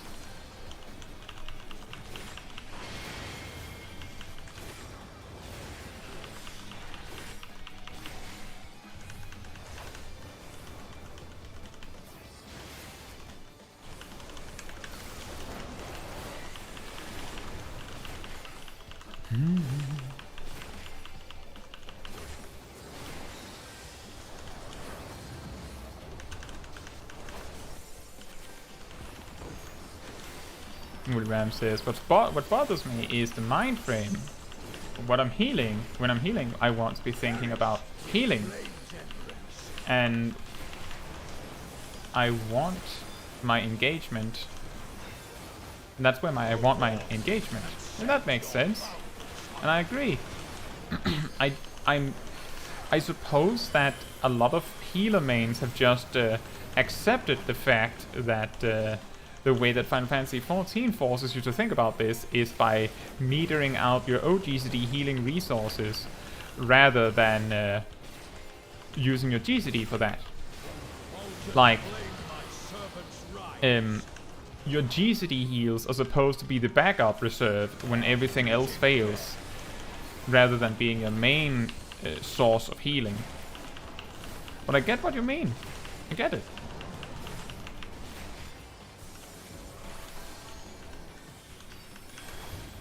But I also think that there are a lot of healers that like it this way.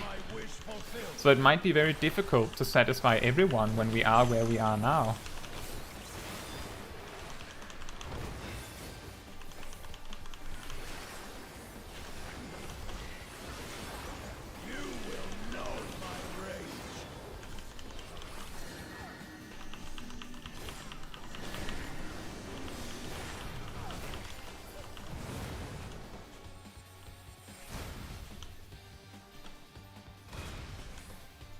Willy Ram, I think that's a little bit unfair to say that Final Fantasy doesn't let you think at all. I think that's maybe a little bit unfair.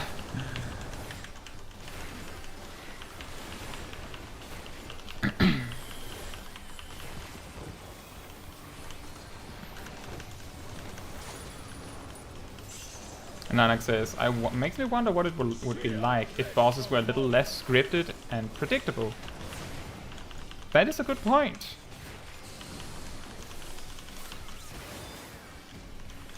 I think they have played around lightly with this concept because a few bosses in the game have like pseudo-random paths they can take. I believe one of the extremes in Shadowbringers had this.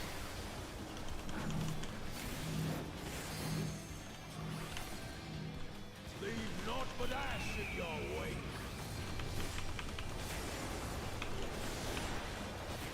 Let sweet sorrow into your heart.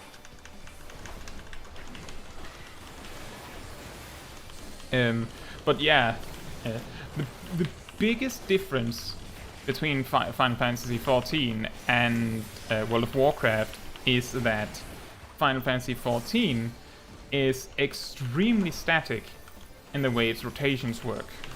Like, extremely static. And this is not a healer-specific thing. It's like every job in the game is almost perfectly predictable. And that makes sense, because I believe Japanese games tend to value like perfection, and the best way to be able to perfect a rotation is if it's perfectly predictable. The same goes for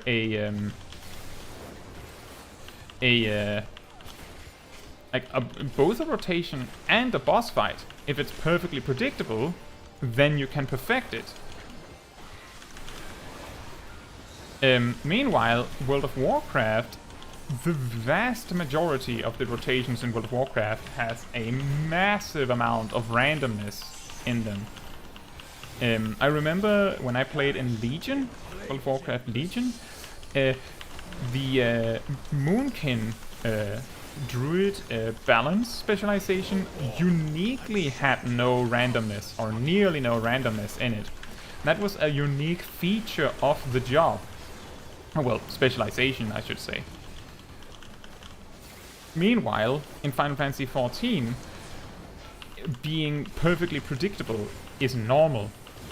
It's weird if you're not perfectly predictable, right? Like, Red Mage is one of the weird ones, because it is not perfectly predictable.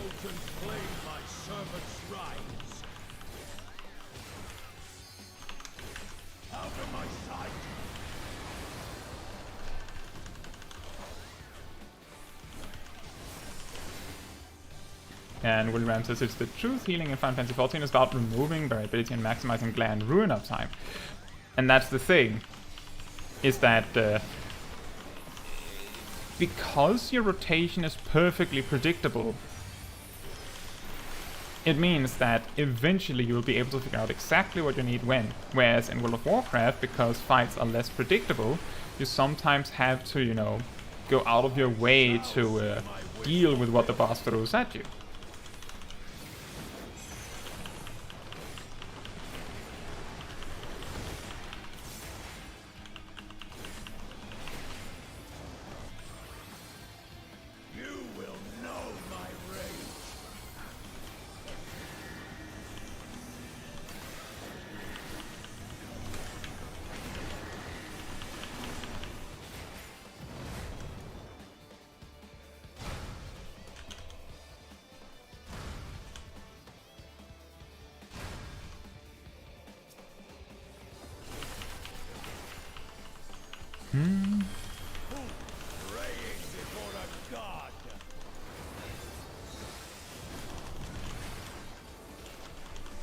But what my perspective on it is that there's advantages to both systems. So I don't know what is best. Right now, I enjoy the fact that Final Fantasy XIV has a lot of casually available content that can be enjoyed without everything having to be extremely difficult. I like that. Whereas in World of Warcraft, most of the significant content for gearing up is really difficult.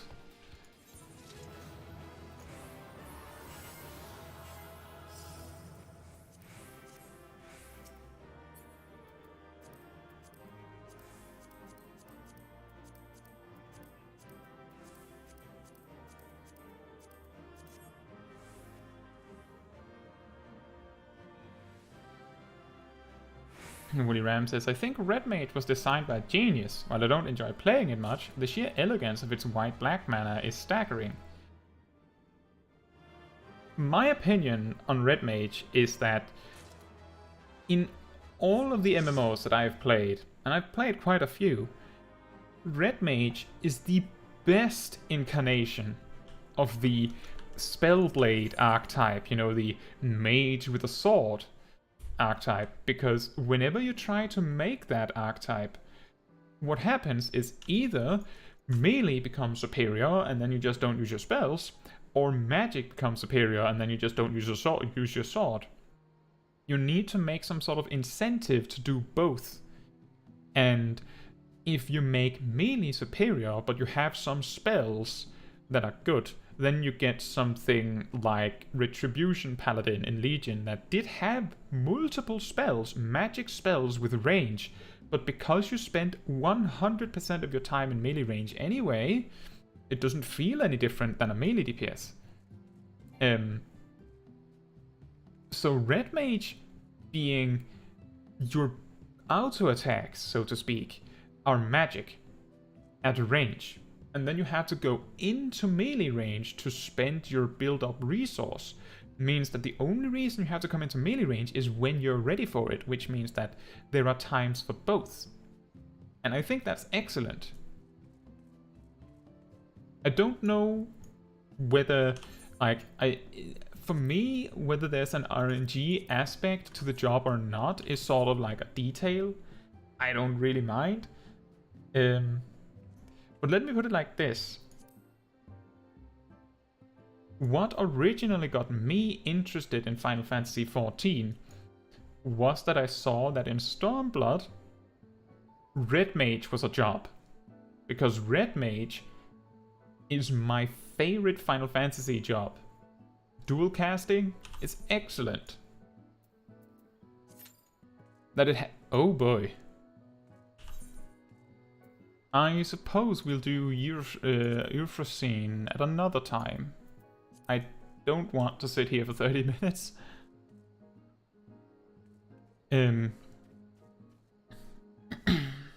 Carlos says, perhaps you would like Astrologian as it focuses a lot more on your allies with heals and buffs.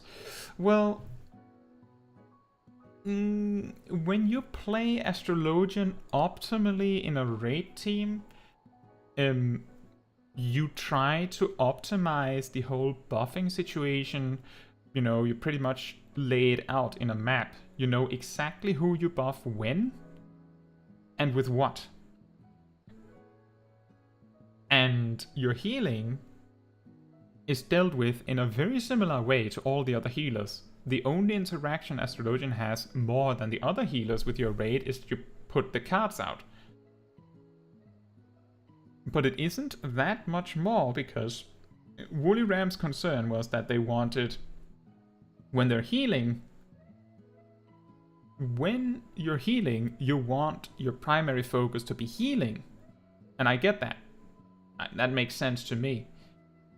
The only thing that Astrologian adds is that now you have a damage-related concern in throwing out cards to your raid, which is still not healing. It's still not healing.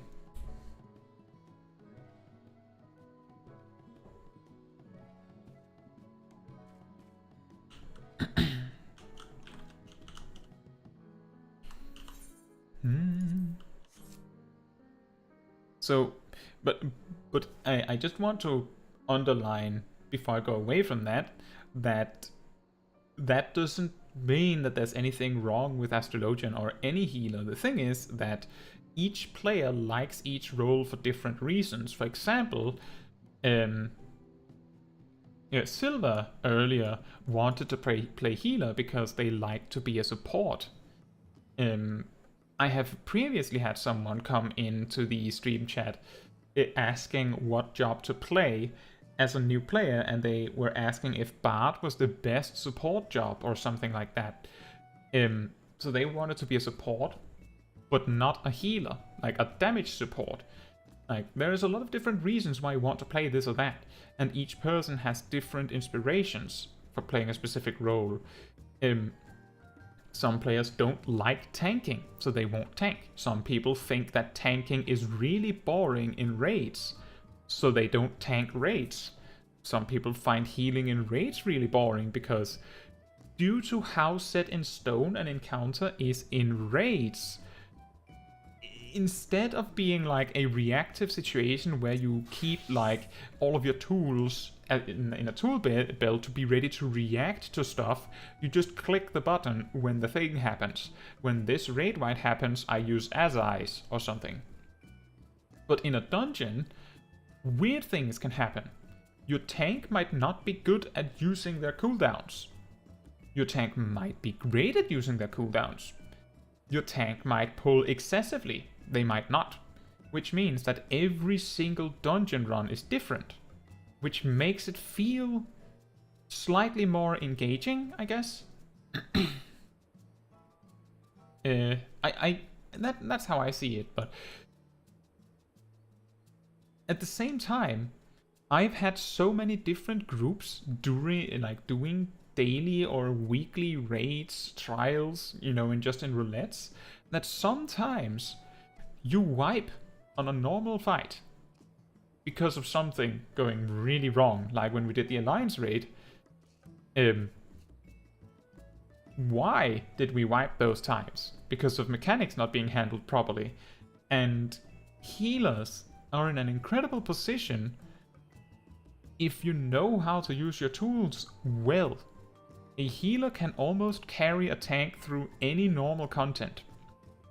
Almost. But an excellent tank cannot carry a bad healer through almost any content. Normal content. So it puts the healer in a very powerful position, you could say. Like, if I'm doing some sort of like old unsynced content with friends and I know that it is going to be difficult, I would prefer to be a healer in that raid team over a tank, because it means I have more agency to carry the group. If I'm a tank, yes, I can, carry the tanking position, but if the healer is not really strong, then that doesn't matter at all. You might have seen, if you have watched my mount farming with friends streams, you might have seen me as a healer somehow surviving through absolutely incredible situations on 04S, I believe. Just because you can heal through it and then rest someone, and then heal through it and then rest someone.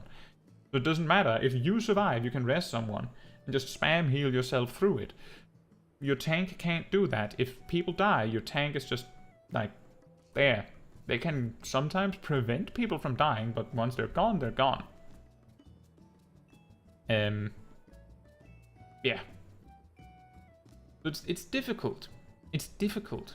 And I think maybe part of the reason why Yoshi P is a little, goes a little bit silent when people say that why is it healers have to be so boring, is possibly because they have developed themselves a little bit into a corner. What should they add to healers to make them interesting? What should they remove to make them interesting?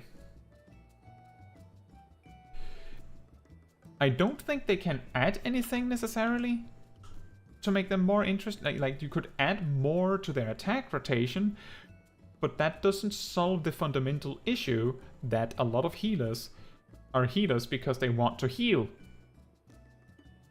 Adding more complexity to your attack rotation only makes that problem worse. right? So the only thing they can do to make them more interesting for healers that came to heal and not DPS is to remove buttons, remove OGCD heals, things like that. So that you have to cast Cure 2 or Medica 2 in a normal raid. That's my best suggestion, but I don't hold all of the answers. It's just an example. Anyway, I don't have any more dailies that I intended to do. I had hoped to do the new Alliance raid, but I'm not going there with a 30-minute queue. That's not happening. Not again. I'll probably have to do that in my own time. And that also means that that we are drawing this stream to a close, so if there's anything you guys would like to ask or talk about briefly before we finish, then we can do that. Otherwise, thank you so much for watching, Woolly Ram. See you very soon, hopefully. Don't let the Moogles, bad Moogles bite.